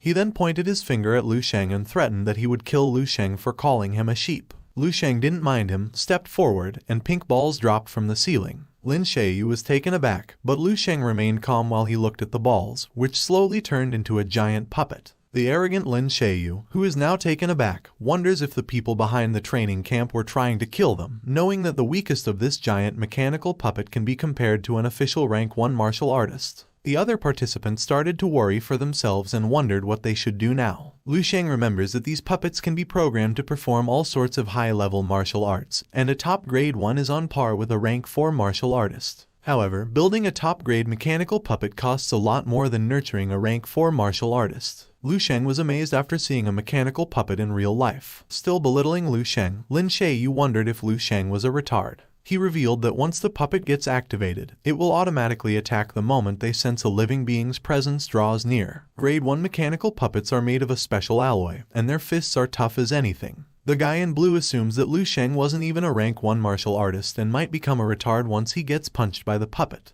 Beside him, the blonde girl worriedly shouted at Lu Sheng to watch out. The mechanical puppet tried to punch Lu Sheng, but Lu Sheng remained unfazed and just looked at the approaching fist of the robot. A cloud of smoke can be seen, and a strong wind can be felt after that powerful punch. Lin Yu was smiling while covering his face to avoid unexpected things that might hit him. On the other hand, Lu Sheng stands firm after he single-handedly blocks the puppet attack. The two arrogant were shocked and disappointed after realizing that Lu Sheng managed to stop the puppet attack. Crushing the fist of a puppet, Lu Sheng asks if that's all the robot got. He lifted the puppet, held it in his finger tightly, and smashed it to the ceiling. Almost all participants were stunned and wondered if Lu Sheng was even a human. Your arrogant grandfather laughed while scratching his head and told them that Lu Sheng almost fooled them. He explained that those puppets were not really ranked 1 grade but just junk and looked scary. He assumes no one will pass the exam if they put so many puppets with rank 1 martial art abilities. He then pointed at Lu Sheng and insisted that there was no way a trash like him could withstand a real mechanical puppet. But the participant didn't believe in him, so he stopped explaining and called them idiots and told them to open their eyes to see how he could get past the puppets. Lin Yu steps forward to jump and kick the puppet in the head, full of confidence. His arrogant buddy was amazed and believed that those puppets were fakes. Lin Yu turned around, stepped his feet at the head of the robot, opened his arm, and proudly told them that what he said was true. But the puppet swings his fist and punches the face of this idiot who is now crushing to the wall with a street dancer pose. Listening to the heartbeat of the wall, like a doctor, Lin Yu curses himself after realizing that those puppets are indeed not a grade 1 but a grade 2 level. The puppet who punched him scratched his head and felt sorry for what he did. Well, he is not really scratching his head, he just puts back his head. While the guy in blue is holding his beaten comrade, who now has 2 apples in his face, the blonde girl is thinking, what exactly is Lu Sheng's rank if he easily defeats the grade 2 mechanical puppet? While Lu Sheng continued walking as if the robots were nothing, he was aware of the puppet core, and all he needed to do was touch their core lightly to defeat them.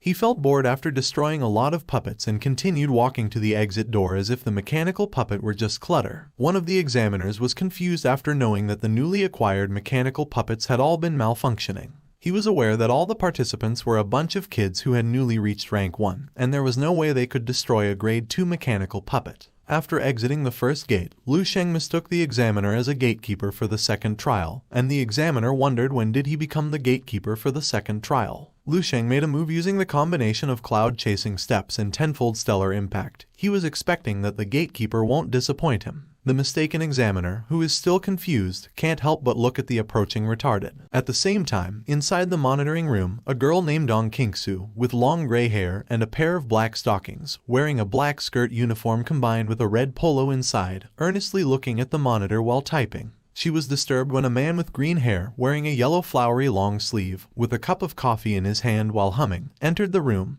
He said Qingsu was already there. Qingsu addressed him as Major Qin Shaejun and reminded him not to call her by name. She ordered him to come and review the materials. Qin Shaejun followed her order, sat, and called her Lieutenant Colonel Dong Qingsu. He asks about the participants' quality in this year's Prodigy training camp. Qingsu sighed and massaged her forehead before explaining that no matter how she looked at it, only 8 met the standard, and they were all official martial artists whose gifts had been awakened. Looking at the monitor while comfortably sitting on the chair, Qin Shaejun notices that the 5 participants on the monitor are just ordinary, and their gifts are all related to strength. As for the other 3, there is an agility type and a defense type, and he straightened his body after seeing a girl with psychic ability. Qingsu elaborates that the psychic type martial artist is the most outstanding of all the participants. She informs Qin Shaejun that the girl's name is Xiaolin, and she is 18 years and 8 months old. Her psychic gift was awakened less than 2 years ago, and she's already on the verge of reaching the standard of a rank 1 mentalist. Xiaolin is also talented in martial arts and is almost rank 2. Qin Shaejun praised the participant and noticed that Xiaolin was as genius as Qingsu when they were just participants. Qingsu cuts his nonsense and informs him that she will list Xiaolin as the primary target of this year's training camp. as he laughed. Pushing other buttons, he was stunned and almost poured his coffee after seeing something on the monitor. Kingsu was also surprised after seeing this, and her mouth got open. Meanwhile, in the assessment hall 7, a mechanized puppet was crushed to the wall after Xia Lin used her psychic power. She then senses something dangerous on the other wall with at least rank 3 abilities. After realizing that the person didn't attack her, she assumed it was one of the supervisors responsible for the assessment. Upon exiting the assessment hall, she was surprised after seeing some commotion. The armed security was intensely waiting for someone to come outside. Seeing this makes Xia Lin wonder what they are up against. To her curiosity, she scanned what was behind the wall using her psychic power. She saw 2 humans about to fight and was puzzled because she knew that the participant's opponent must be a robot and not a human. She wondered who is the person who had an intense aura, and she was taken aback and frightened when Lu Sheng gave her a gaze. She then stepped backward, uses her psychic power to close the door, and the guards were confused about her action. She embraced herself, was so terrified, and felt the bolt of fear that gripped her heart. The guards felt relief after seeing Qin Shaojun and Kingsu. Qin Shaojun asked about the current situation and looked for the supervisor in charge. The guard informs him that the surveillance camera near the entrance has all been destroyed, and they lost contact with the supervisor 3 minutes ago, so they are not sure what's happening right now. Qin Shaojun ordered one of the guards to give him the information of everyone who went into passage 12, but after seeing the wall start to open, Kingsu told him it was not needed anymore. Sweat emerged from the guards' faces, and they prepared themselves for battle. Lu Sheng came out from the assessment room after the door opened, and the guards felt relief after realizing that it was just a student. But their expression suddenly changed upon seeing Lu Sheng drag the supervisor. Knowing that the kid was not from the Qingyuan, Kingsu asks who he is. Lu Sheng dropped the supervisor, introduced himself, and informed them that he was from Bay City. Qin Shaojun smirked and told him he got some nerve after recklessly destroying the mechanical puppets and beating up the supervising instructor. Lu Sheng scratched his face and explained that it was a misunderstanding. He thought that the supervisor was part of the entrance exam, and he didn't hold back because the supervisor was strong. Kingsu looks at him before releasing her purple aura to scare Lu Sheng, who is now standing in front of the unconscious supervisor. Lu Sheng just looked at her as if her aura was nothing. Kingsu then closed her eyes and congratulated him for passing the entrance exam. She then pointed out the way and told him to get some rest, and one of the staff will lead him to the dorms. Holding Lu Sheng's records, Qin Shaojun addressed the kid as crazy and added that he watched the recordings and found out that the rank 2 mechanical puppets became nothing but mere toys in his hands. But according to his records, Lu Sheng only has 15 health status with a combat power of 15,000. He wondered how it could be possible. Kingsu revealed that she assessed Lu Sheng with her psychic energy but didn't sense anything, and Lu Sheng didn't even react. Qin Shaojun wanted to know her plan to deal with the monster Lu Sheng. Kingsu explained that she hadn't any plans yet. However, the stats in Lu Sheng's file are definitely no longer accurate. She then suggested that they should nurture him as a top priority like Xia Lin. She felt that this year's election was going to be interesting. Meanwhile, Lu Sheng thought of Kingsu's psychic power. He was aware that her psychic power was at least 5 times stronger than his. He did retract all his psychic energy earlier and wondered if Kingsu had discovered anything. The staff informed Lu Sheng that it was mealtime and suggested that they should eat first before going to the dorm. Embracing the hungry worms inside his tummy, Lu Sheng thanked him and apologized for the trouble. He then asked if he could eat as much as he wanted. The staff told him he could eat as much as he wanted for his first meal. Lu Sheng then ordered a lot of food and ate them like there was no tomorrow. While a guy shockingly looked at him, Lu Sheng praised the taste of the food and ordered again for 10 servings. A girl approached him and wanted to confirm if he was Lu Sheng. It turns out that it was Yang Yuan, the senior of her sister. She introduced herself and informed him that she was also a representative from Bay City. She revealed that they met at the martial artist assessment and asked if she could sit. Lu Sheng didn't answer her and protected his food. He informed her that the food was unlimited and she could get more for herself. With a vain effect into her head and clenched teeth, Yang Yuan thought she was not here to eat his hot dog. What I mean is his food. Besides, it came out of his mouth that the food was unlimited. Lu Sheng disturbed her thoughts and told her that, according to the chairman, Bay City didn't have a representative for years and wondered what was going on. Yang Yuan explained that Bay City sends representatives yearly, but no one manages to pass the entrance assessment exam. Even if they managed to pass the assessment, they were asked to leave soon because they didn't manage to score enough points. After all that hard work, they only ended up being a stepping stone for others, and no one would want to put that in their resume. Lu Sheng wondered what points she was talking about. Yang Yuan explained that the points are the currency inside the training camp. He will have to spend points if he wants to use training camp resources. They can use the points on training equipment, ask the instructor about cultivation, get tonics, and even secure lodging, all of which require the expenditure of points. She revealed that the monster meat he is eating right now is also an exclusive military ration. He can only get more by spending points. She made a 3-finger that symbolized that she was not a virgin anymore. Well, that's not part of the script, I just made it quick so my boss would not scold me again. She informs him that there are only 3 people in the entire training camp who have earned points. Still eating, Lu Sheng was curious why it was only 3 and asked how they got their points. Yang Yuan elaborates that they can only get points by passing the tests and assessments. There's Cao Yang, a rank 2 gifted martial artist from Yonglin City who has the gift of stone skin. Next is Meng Jin, a rank 2 gifted martial artist from Donggang City who has speed type ability. Before revealing the last one, she turned her head in another direction. She revealed that the last person's gift is rarer than a gifted martial artist, and her abilities are mentalist with psychic power. According to what she heard, Xia Lin's ability is the strongest among all the participants this year. Having a psychic power, Xia Lin senses them and looks at them. She was shocked upon seeing Lu Sheng, who was focused on eating. Her soup spilled, her eyes became blank, and she trembled like an old woman. She turned around, used her power to balance her food, and tried to get out of sight of the monster. But Lu Sheng notices her and blubber that Xia Lin's ability is like that. Yang Yuan asks if he knew Xia Lin. Lu Sheng answers that he met Xia Lin after passing the entrance exam and wonders if only 3 people really cleared the assessment. Yang Yuan remembered the 4th person and made a gun finger before explaining the rumor about the 4th person. She informs him that the 4th person was terrifyingly strong and single-handedly destroyed all the mechanical grade 2 puppets. She added that the person was a demented maniac and even beat the supervising instructor to the point that he had to be sent to the hospital. Lu Sheng almost spit his water after hearing that Yang Yuan was talking about a rampaging man, and she added that there was no way there was really a person like him, so she didn't believe in the rumors. While Lu Sheng coughs after he almost spits the water, Yang Yuan thinks that the instructor and other staff in the camping area are talented and strong. Even the monster Lu Sheng who shook the entire Bay City can't compare to them.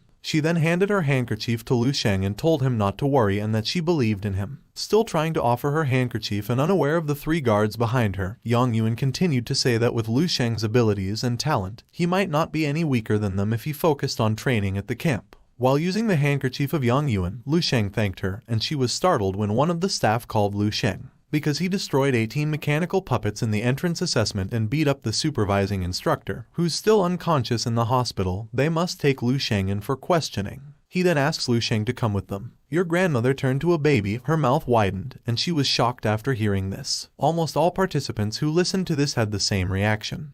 They almost spilled their food while looking toward Lu Sheng. Lu Sheng stood up and answered that he understood. He asked if he could take out some food because he was still hungry. With a fierce look, the guard answers affirmatively. Before leaving, Lu Sheng apologizes to your baby grandmother and says goodbye. After they left, the participants were in disbelief that the rumors about the monster were true. Your baby grandmother turned into a stone, laughed like crazy, and swallowed what she said earlier. Inside the command and control center, Lu Sheng slowly approaches his food. He wants to eat fresh peanuts. What I mean is he just slowly approaches Kingsu, and upon getting closer, Kingsu elaborates on what he did. He cleared out half a year's worth of their budget just like that and informed him that the mechanical puppet cost tens of millions. Moreover, not a single one of the mechanical puppets can be repaired. However, after some discussion, they decided not to act against him. After all, Lu Sheng was just doing as he was supposed to in the assessment, and it's not his fault. Suddenly the door opened, and Qin Shaijun entered with 3 participants. Qin Shaijun informs all the participants that everyone who cleared the assessment is now gathered.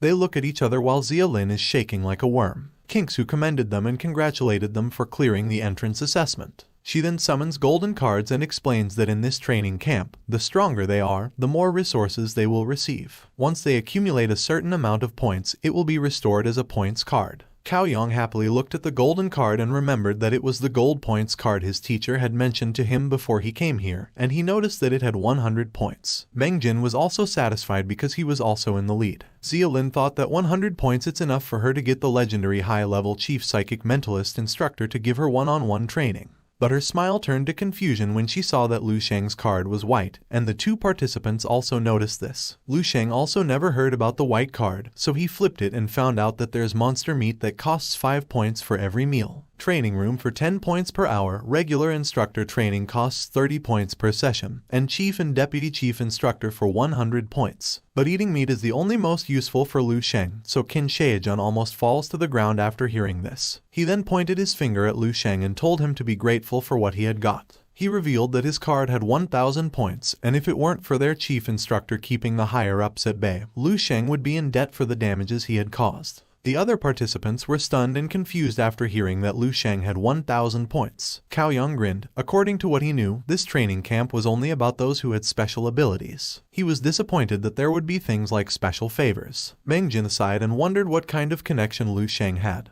But Zia Lin asked them with a trembling voice if they didn't know what Lu Sheng did during the assessment. Shaking in anger, Cao Yang announced that he knows that Lu Sheng spread rumors about himself and bribed the students and the instructors. He tore his shirt and continued to say that the supervising instructors were all at least rank 3 martial artists, and only rank 4 martial artists could beat them. Even if Lu Sheng had the strongest physical type gift, it would still be impossible. Besides, Lu Sheng's body doesn't even look like he's polished his vitality. If the training camp method is that the strongest will have the most resources, Cao Yang wanted Lu Sheng to prove he was worth it. Qin Shaojun tried to stop them, but Kingsu stretched her hand, signaling not to interfere. Lu Sheng sighed and asked if he was sure about this. With a fierce eye, Cao Yang cut the crap and told him to bring it on. He would like to see if Lu Sheng could get past his stone skin. Before he could finish his words, Lu Sheng positioned his finger before the forehead of his opponent, flicked it with the stellar finger flick technique, and boom, your arrogant cow head was sent to the other universe. Using a light force, the wall becomes Cao Yang's cave, and he can now rest for a while. On the other hand, Lu Sheng just looks at the broken wall and assumes that he would not pay for it because Cao Yang was the one who asked for it. Seeing the body of Cao Yang lying on the wrecked wall, the two participants were shocked and surprised. Qin Shaojun exhaled a humming tone while Lu Sheng wondered if he could go now. Kingsu called Lu Sheng and asked about his plans for training. She offered herself and told him that he could eat her peanut all he wanted.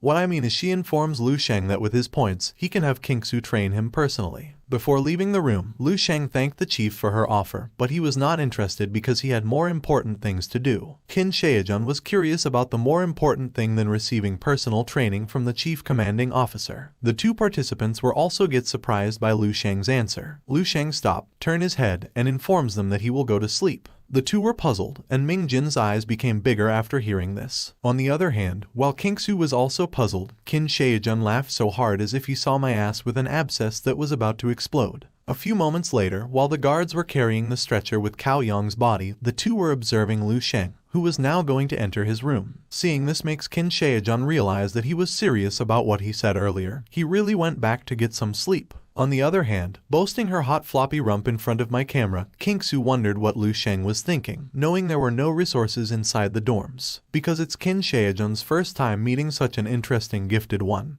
he suggests letting Lu Sheng do what he wants. Kingsu told Qin Shaojun that he didn't understand and explained that Lu Sheng was like a top-grade grindstone that could stimulate rapid growth for others. Qin Shaojun wondered if she was talking about the grindstone stronger than all the blades out here. Kingsu asks if he can still remember the person Ding Peng back then. Thinking Ding Peng makes Qin Shaojun's chest hurt. Back then, Ding Peng overpowered everyone in the training camp and trampled all of them under his feet. He stated that Ding Peng deserved the title of the king. Kingsu agreed with him and added that the people with physical type gifts have an enormous advantage over others in the early stages. They can easily hit a combat power of tens of thousands and even defeat enemies above their rank. However, the ability is not just strength alone.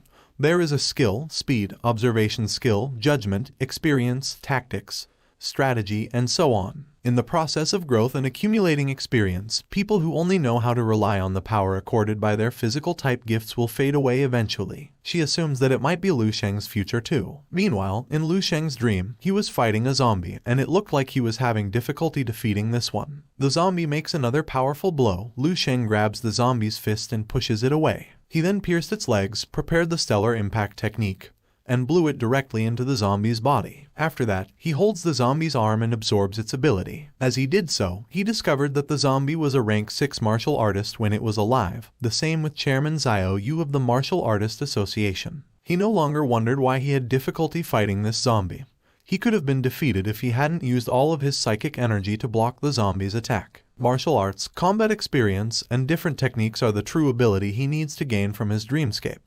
But human strength is limited, and it's impossible for anyone to be talented in everything. However, Lu Sheng stands on the shoulders of countless people, multifaceted and without flaws or blind spots. Clenching his fist, Lu Sheng claimed that his path in martial arts was the complete martial arts. He then sits and thinks of his psychic energy. If it weren't for this ability, he wouldn't be able to take even a single blow from this zombie. It's a shame that his psychic energy is of the most basic type, and he can only use it against zombies for now. In his current status, Lu Sheng was aware that he is not much for an actual rank 6 martial artist. He then went inside his psychic energy training and focused on the within. Without any external distractions, he needs to engage his inner mind and refine the mind. A dazzling light slowly emerged from the giant Lu Sheng. He was sucked inside, and as he wondered, he was thrown into the core of his mind. As his psychic power and actual body merge, he shouts in pain. Glasses shuddered due to his massive psychic aura. After a moment, he was delighted that he had succeeded in advancing again. Lu Sheng pushed the watch button to summon Ellie and ordered her to retrieve his biography. Ellie followed his order and showed Lu Sheng's biography. He was so glad after learning that he became a rank 7 martial master, and if this were in ancient times, these powers would have been similar to a feudal lord. Even in Lu Sheng's current world, that is a high-status position. Now that he was a martial master, Lu Sheng wondered if his evaluation and perm's access had increased too. He then asks Ellie to look up the advanced techniques of stellar body refining art, natural breathing techniques, and crystal visualization techniques. Ellie started to follow his orders, and multiple screens showed the results of the 3 techniques he asked for. Just as he thought, with level 3 perm's access, he can now look up higher level techniques. One of the techniques caught his attention. He slowly touched it to see the information, and to his surprise, this was a complete martial arts technique on its own, the divine illumination of the King of Hell. Still in shock while looking at the techniques, Lu Sheng wasn't surprised that the technique wasn't in the combat skill selection because it's an art specially designed for psychic mentalists. It includes techniques on how to use psychic energy, battle tips, and, most importantly, this art is entirely different from other psychic arts. The essence of divine illumination of the King of Hell is to use psychic energy to create another body from within the martial artist. In other words, it's a second self, and the clone is so intricate that it duplicates the martial artist's muscles, cells, and even genes. All of this is just for one objective, to strengthen oneself from all angles without leaving a single opening. The first level of divine illumination of the King of Hell is to use psychic energy to strengthen one's organs and, as a result, amplify one's vitality. And that is precisely what Lu Sheng needs the most right now. Even though he already has ways to amplify his combat power, his vitality is still unchanged, which keeps him from improving. If he can break through this obstacle, he will be able to enhance all of his stats using psychic energy to affect the martial artist's vitality. Lu Sheng admitted that he underestimated the martial arts knowledge accumulated over 10,000 years. Still, in his era, this art wasn't even something that could be conceived, let alone created. After seeing the name of Duan Yifeng, Lu Sheng recognizes him as an exceptional talent in 1 in a million, and his existence is even above among rank 11 powerhouses. Lu Sheng shook his head, knowing that, despite having such people of extreme talent, the destruction of human civilization couldn't be prevented. But Lu Sheng didn't lose hope. Every minute and every second was so precious for him to train hard and give his all to become stronger. 1 month later, inside the psychic room, as Xia Lin closes her eyes, she focuses on her surroundings using her psychic power. Multiple yellow things were simultaneously about to hit her, and it was all destroyed by a purple aura with star cones from her. After crushing all the targets, Xia Lin summoned back her star cones. Suddenly, someone opened the door and commended her for her rapid improvement. It turns out that it was Kingsu, standing before the door with a cross arm. She was delighted that Xia Lin could now control 3 star cones with ease. She asks Xia Lin when she can handle 6 star cones with ease. And when that happens, it means that she has entered the realm of rank 1 mentalist. Xia Lin bows her head before thanking Kingsu for personally instructing her. Kingsu told her that it was nothing. Besides, she was talented. However, Kingsu noticed something. There seemed to be a massive weakness in Xia Lin's mental fortitude. Sweat emerged from Xia Lin, knowing her instructor's observation was accurate. Kingsu asks her if someone has previously left her with mental trauma. Hearing this makes Xia Lin's body tremble, and the gaze of Lu Sheng pops into her mind. She confesses that she is facing mental trauma and asks if there is any way to resolve this. Kingsu answered that it was simple. She needed to find the person who caused the trauma and defeat or kill them. After that, her mental trauma will naturally be gone. Zeolin was taken aback, with an open mouth, while biting her hand because she knew she had no chance of defeating Lu Sheng. Seeing the weird reaction of her student, Kingsu encourages her that she is now in the midst of rapid growth in terms of abilities and it wouldn't be difficult for her to defeat the person who caused her trauma. Hearing this made Zeolin think that she may really have a chance to defeat Lu Sheng, knowing that Lu Sheng did nothing but sleep in his room. In the hallway, leaning at the wall, Qin Shaejun asks how Zeolin is training. With a little disappointment, Kingsu responds that Zeolin is pretty talented. However, her character is a little soft. Qin Shaejun clarified that not everyone is like Kingsu. Besides, no matter what, he is sure that Zeolin's character is better than the one he instructs. Kingsu bring out that they taught them all they could do, and only 2 months remained before the camp assessment closed. She then asked if Lu Sheng was still sleeping all day. Qin Shaejun answered affirmatively and added that every time the staff delivered his meals, they would see him just sleeping. He guessed that Lu Sheng was a lost cause. He then laughed and reminded her of what she said when she was lecturing the students. If they wish, they can stay in the dorms and just sleep their days away, and no one will interfere. Kingsu sighed and massaged her forehead. She regretted saying those things. Putting his 2 hands inside his jeans pockets, Qin Shaejun wondered if she would still use Lu Sheng as a grindstone. With a choo-choo train steam and closed fist, Kingsu stated that there was no chance and added that Lu Sheng was not even fit to be used as a stepping stone. She then walked away and ordered Qin Shaejun to train Meng Jin well. Otherwise, Zeolin might beat him to a pulp during the closed camp assessment. Qin Shaejun made a blah face and told her they were not afraid of her and her student. Meanwhile, in the gym room, standing like a mop model, Yang Yuan wiped her sweat and exhaled her tired. She was interrupted by a cheery girl who just returned to help her. Yang Yuan thanked her, and in response, the girl said it was nothing. Besides, Yang Yuan also helped her the last time. As the girl in a yellow sighs, she mentions that she envies those who got 100 points, knowing that those points were enough for their expenditure for 2 months. Yang Yuan replies that people like the two of them have to scrimp and save and hold in their hunger just to get by, and there is no comparison. The girl in yellow asks what Lu Sheng has been doing the whole time. According to what she knows, Yang Yuan is close to him. With concerned eyes, Yang Yuan replied that she didn't know. The girl in yellow remembers the day Lu Sheng made such an impact that makes they all cower with his aura, but in the end, it was all over for him the next day. She informs Yang Yuan that Lu Sheng has been shutting himself up in his dorm room all this time, and she guesses the others have already caught up with him. She asks Yang Yuan if Lu Sheng is scared or something. She assumes that Lu Sheng might realize the advantage of strength-type talents will gradually diminish and decide to hide away to enhance the sense of mystery around him. But Yang Yuan thought differently. She knew Lu Sheng wasn't like that. She then turned around and told the girl in yellow to get some rest, and she will do the rest herself. The girl in yellow was confused by her sudden action, and her attention turned outside after seeing some commotion, the people telling others that Cao Yang was about to take on quadruple gravitational force. Hearing this makes Yang Yuan recall that she almost fainted after spending just 20 minutes in a double gravitational force chamber, but quadruple is insane. The girl in yellow grabbed her hand and told her they should also watch. Doing so, Yang Yuan wondered what Lu Sheng was doing right now. Unbeknownst to them, Lu Sheng is doing his best to become stronger to save the world. Inside the gravitation force training room, Cao Yang holds his stand as he endures the triple gravitational level. He was inside for almost 4 minutes. As a result, he broke his earlier record for more than 30 seconds. Cao Yang smashes the button with a heavy hand to stop the system. Before leaving, the people praise him for lasting 4 minutes under triple gravitational force. He sighed as he enjoyed the sweet words. He thought these people were making a fuss over something like this. He wondered how these people would react if he went up to quadruple gravitational force. A man with a bumped fist thinks that Cao Yang will soon be able to take on the quadruple gravitational force, and that no one in this training camp will be his match when he reaches the rank 3 martial artist. Cao Yang scratches his forehead and asks how the guy is doing. The man wondered if he was talking about Lu Sheng and explained that Lu Sheng was still the same. Whenever someone goes to deliver his meals, they'd see him sleeping in bed, and added that Lu Sheng seems to be having wild dreams. Cao Yang elaborates that even though he was no match for Lu Sheng back then, no matter how slow a turtle is, it will still be able to catch up to a sleeping rabbit. Moreover, Lu Sheng has been sleeping for more than a month now. With a turtle in his head, Cao Yang smiled, assuming that he could now match Lu Sheng. Suddenly, he was stunned when Lu Sheng appeared before him and swiftly moved towards the front door. He turned his head to confirm if it's really Lu Sheng, while on the other hand, Lu Sheng was amazed at the gravitational force training room. Cao Yang put his right hand on his waist and told Lu Sheng that he was finally coming out. He asked if he suddenly thought of coming out of his room after a month and then training in the gravitational force. Lu Sheng ignored him and thought he spent so many points just for food. He set the system for 3 hours with level 2 gravitational force and then pushed the start button. Before the door closes, Lu Sheng turns his head, looks at Cao Yang,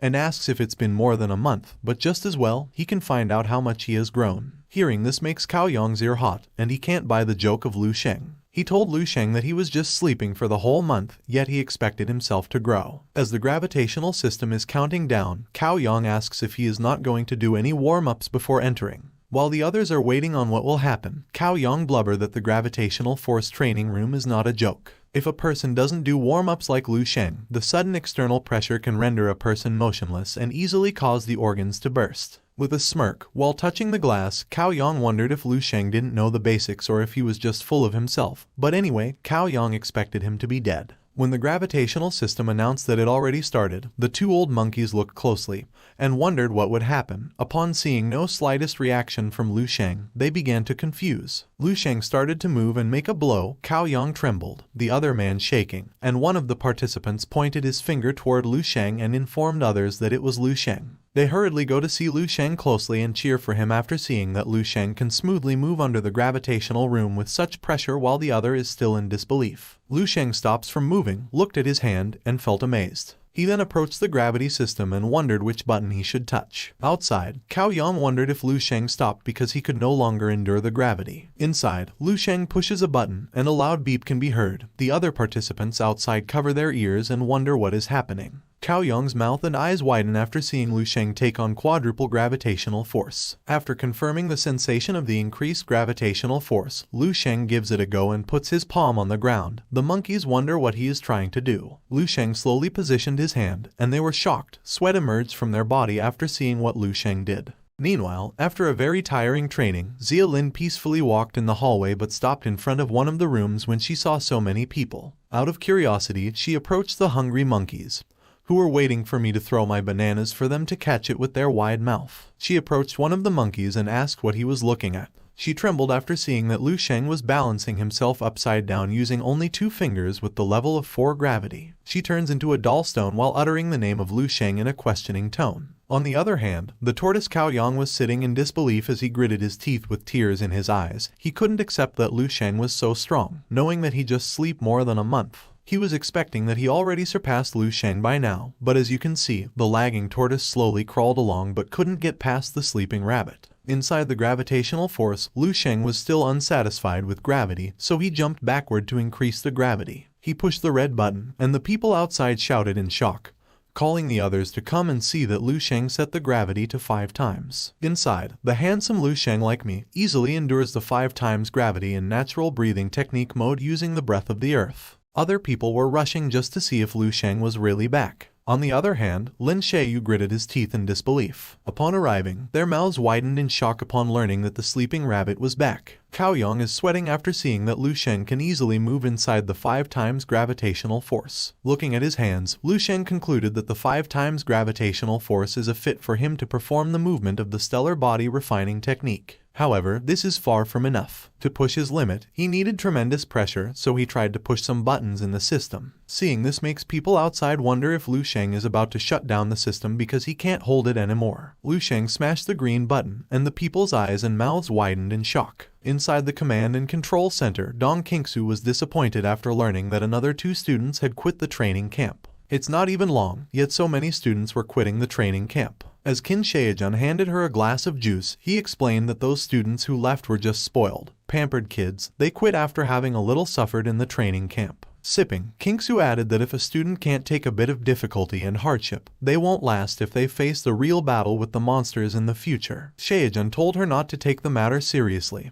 He was confident that the students for this batch were pretty good, and he estimated that 80% of the students would be able to last till the end. He then looked at the monitor with a smile and informed her that the G-Force room had many students who were trying to break the record. But he was surprised after discovering that the G-Force records were actually broken. Hearing this makes Qingsu wonder if Cao Yang was the one who broke the record because she knows that Cao Yang was on the brink of moving on to 4 times gravitational force. But Shaojun scratched her idea because the one who broke the record was someone she didn't expect in a million years. And it was Lu Sheng who was now facing an 8 times gravitational force. After hearing this, Qingsu broke the glass into pieces. She stood up and looked at the monitor to clarify if it's really Lu Sheng. With a look of confusion, Sheng asks what the current rank of Lu Sheng is. Kingsu didn't know either, but one thing was for sure, they had finally found the one they have looking for. Inside the gravitational training room, bullets of sweat drop from Lu Sheng. The 8 times gravitational force is still too much for him at his current vitality, and he is nearing his limit. He closed his eyes and tried his new technique. His heart started to construct with purple energy, and it flowed through his veins. After that, a purple aura emerged from his body. He looked into his hands and was amazed at the power of the divine illumination of the King of Hell. He just only constructed his heart, yet his vitality has already increased by about 10%.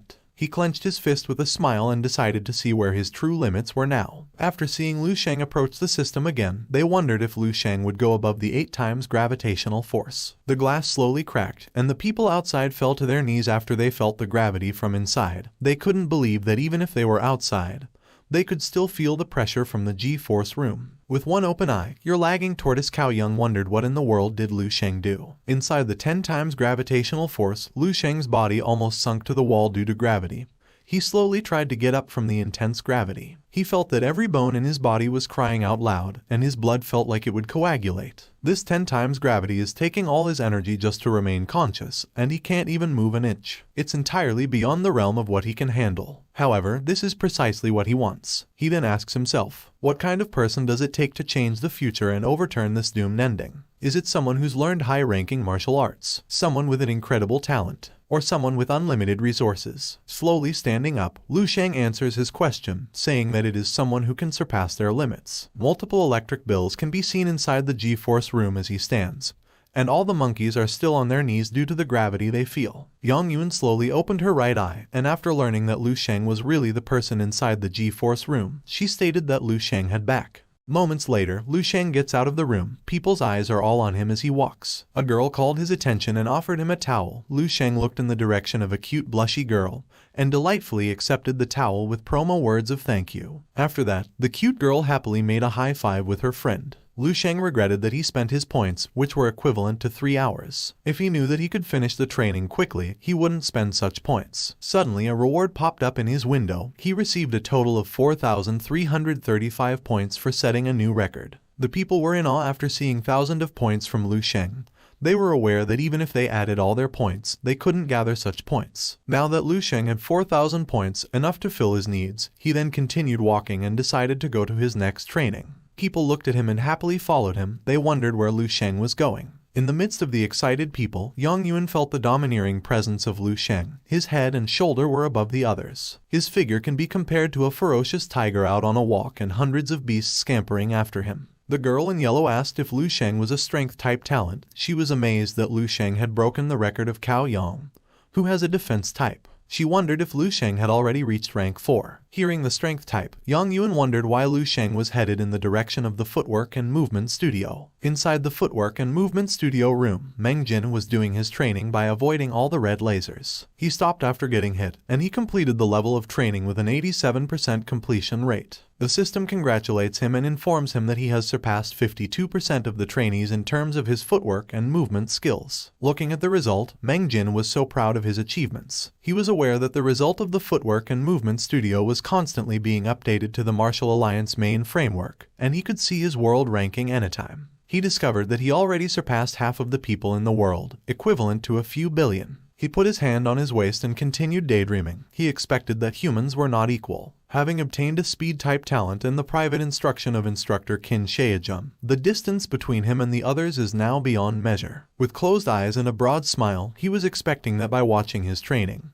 people would be proud of him and themselves because they witnessed intense training. He stretched his hands, and only one leaf was proud of his accomplishment. He looked to the other side and wondered what the commotion was. He noticed that even the 2 head instructors were in the place and asked himself what they were looking at.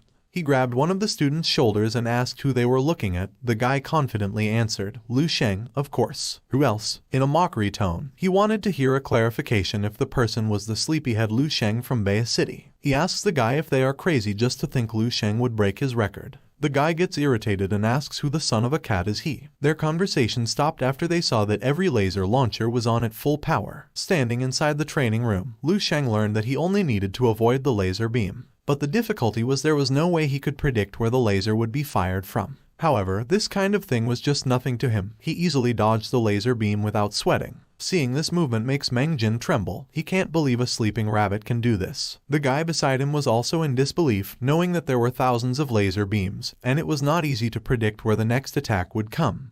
But Lu Sheng easily dodged it. Frustrated, Meng Jin grabbed the guy and asked if this was really the first time Lu Sheng had done this training. The guy gave him an affirmative answer and informed him that before Lu Sheng did the footwork training, he broke the G-force record with 10 times gravitational force. Multiple veins form in Meng Jin's eyes and he falls to his knee. He can't accept that Lu Sheng made a huge gap in him just by sleeping. The artist of this manhwa gave him a spotlight because he wanted to go to heaven and sleep like Lu Sheng. Watching the footwork and movements training Lu Sheng, Kingsu couldn't believe it was the first time Lu Sheng had done this training. She knew that even if a person attempted it hundreds of times, there was no way to achieve such a level of ease. She notices that Lu Sheng's movements are like foresight. Inside, Lu Sheng looks bored while dodging thousands of laser beams. Seeing this make Kingsu wonder if Lu Sheng is using psychic power. As he continued his training, Kingsu was tempted to use her power to test Lu Sheng. But Sheng interrupts her from doing, and he asks what she is trying to do. Kingsu replied that it was nothing. In her mind, she was also confused about herself because she knew the last time she tested Lu Sheng, she didn't notice any trace of psychic energy from him. Yet, now, she was urged to test him again. Inside, Lu Sheng's footwork and movement level 2 training almost get completed. He was amazed at the training program and could now sense that his movements were getting faster. It didn't last long, and he completed the level 2 training for footwork and movements. The people outside were astonished and felt that the level 2 training seemed nothing for Lu Sheng compared to others. Sheng looked at them and explained that it seemed easy for Lu Sheng because his appearance was too relaxed and his physical control was perfect.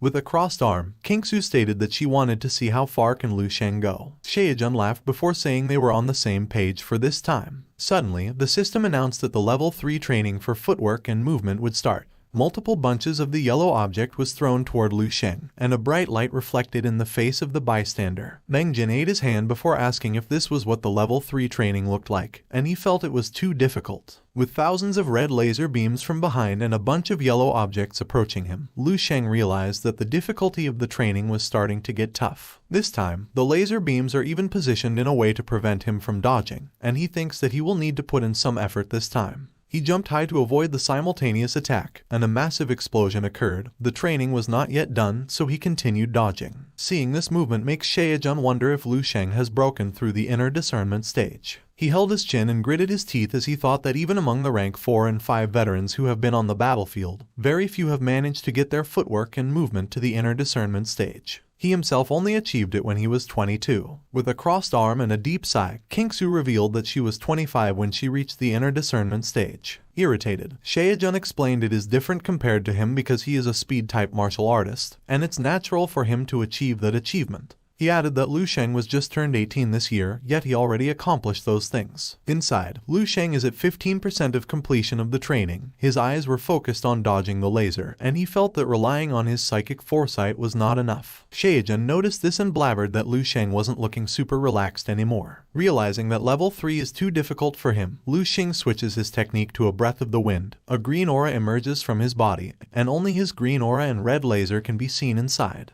He now reached 62% of completion, and the people outside wondered where Lu Sheng was. The system announced that 81% of completion had been achieved. Sheng explained that Lu Sheng was so fast that is why the naked eye couldn't see him. It didn't last long, and level 3 footwork training has been completed. Sheng turned back and planned to leave. He told Kingsu that Lu Sheng already surprises them, from G-Force to footwork and movement studio. He thinks that Lu Sheng is already exhausted, so he asks Kingsu to go back. But Kingsu stopped him from leaving and told him that Lu Sheng would continue. The training for level 4 has begun, and Sheng can't believe that Lu Sheng can go up to level 4 in just a day. He revealed that he himself had just started training at level 4 for footwork and movement. Kingsu just remains silent and focuses her gaze on Lu Sheng, who is now standing while looking at the window screen. After his feet touched the black object, it started to activate. The black object quickly made a formation, released some lasers, and tried to catch Lu Sheng, but Lu Sheng was too fast to react, so he disappeared before he was trapped.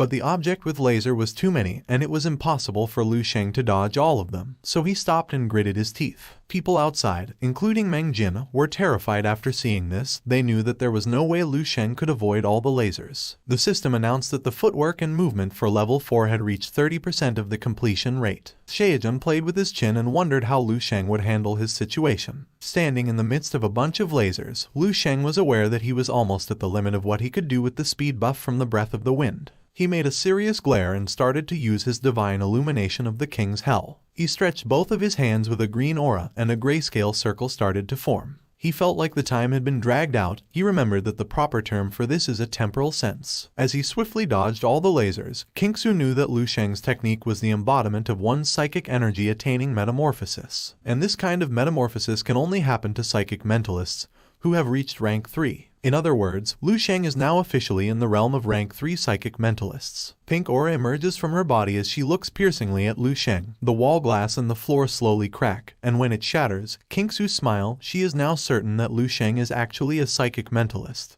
Sheng looks at her in awe, and he asks her if she has gone insane. Kingsu explained that she planned to test Lu Sheng again, so she commanded her psychic spirit to go. Inside, while Lu Sheng was busy with his training, he noticed an approaching hand. He smirked before it touched him, moved his hand, and swung it at the spirit, and it burst into thin air. Kingsu's eyes widened. She held herself due to the impact. She is now 100% sure that Lu Sheng is a psychic mentalist. Moreover, his psychic power is no less than hers. Looking at the evaporating spirit, Lu Sheng told the spirit she could look but could not touch him. Lu Sheng didn't expect activating temporal sense for the first time would drain so much psychic energy, and he almost reached his limit. On top of that, someone came and interfered with his training. He realizes that he is only halfway through the level 4 training. Yet, he already uses both the breath of the wind and the divine illumination of the King of Hell. Knowing that this is far that his vitality can go for now, Lu Sheng didn't dodge the laser beam anymore. The system congratulates him and informs him that he completed 56% of the level 4 training. He has surpassed 97% of martial artists in terms of his footwork and movement skills. People outside were amazed at his ability. They wondered if he was really a student, and based on footwork and movement skills, Lu Sheng was already ahead of a few billion people. Meng Jin turned into a stone and slowly shattered. He was crying after learning that the sleepy had surpassed him by 45%. Aside from that, Meng Jin knew that Lu Sheng was a strength type.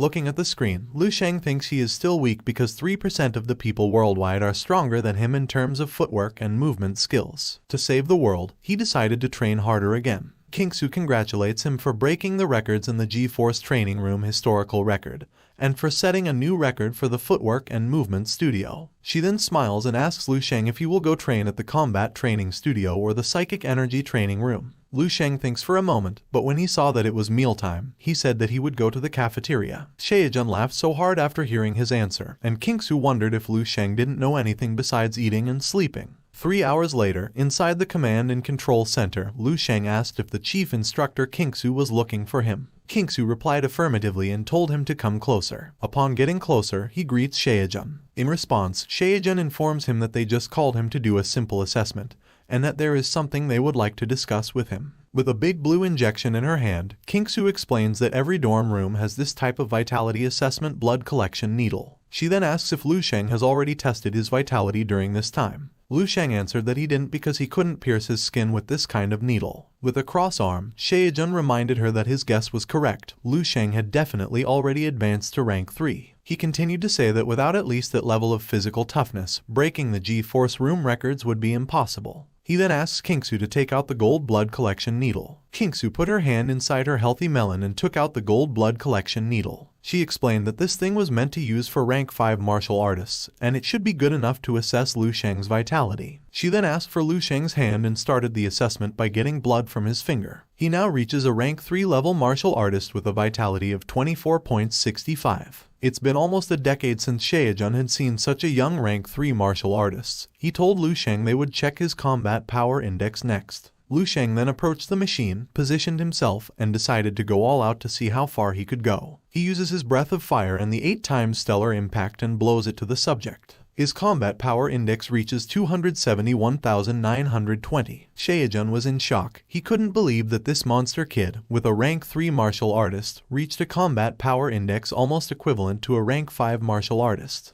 He then taps Lu Sheng's shoulder and informs him that he has now graduated from this training camp and can now do whatever he likes. He reminded him to submit a report when he went back to his town so the Martial Association could update his rank status. In response, Lu Sheng thanked him. But before he could leave, Kingsu stood up and told him there was still one more test. She shows an energy crystal and explains that this is a special crystal that was discovered in the Lion's Country's Mantra Canyon more than 100 years ago. It has extremely high psychic energy absorption. After its discovery, it is now especially used to assess the psychic power of psychic mentalists. To assess a person's psychic power, they must touch the object with their hand and infuse it with their psychic energy. After demonstrating, Kingsu's assessment of her psychic power result shows up. Sheng commended her for increasing her power again. He noticed that her purity index had risen quite a bit too. He remembered that it was only 3 points something the last time she assessed. But now she has achieved 4 points 2 purity index. In response, Kingsu told him she wasn't like him, who only knew to loaf around all day. Sheng told her that she could insult him but not his lifestyle. When Lu Sheng puts his hand on the energy crystal, Sheng whispers to Kingsu. He told her that he would believe her if she said that Lu Sheng had at least half of her power, but to say that Lu Sheng could almost catch up with her power, Sheng didn't believe it. Irritated, Kingsu shut him up and told him not to disturb her. The energy crystal glows brightly with yellow energy and Kingsu is in disbelief. She asks how this could be possible. Thank you for watching, guys. If you want me to continue uploading more parts for this manhwa, just comment Lu Sheng. Have a good day.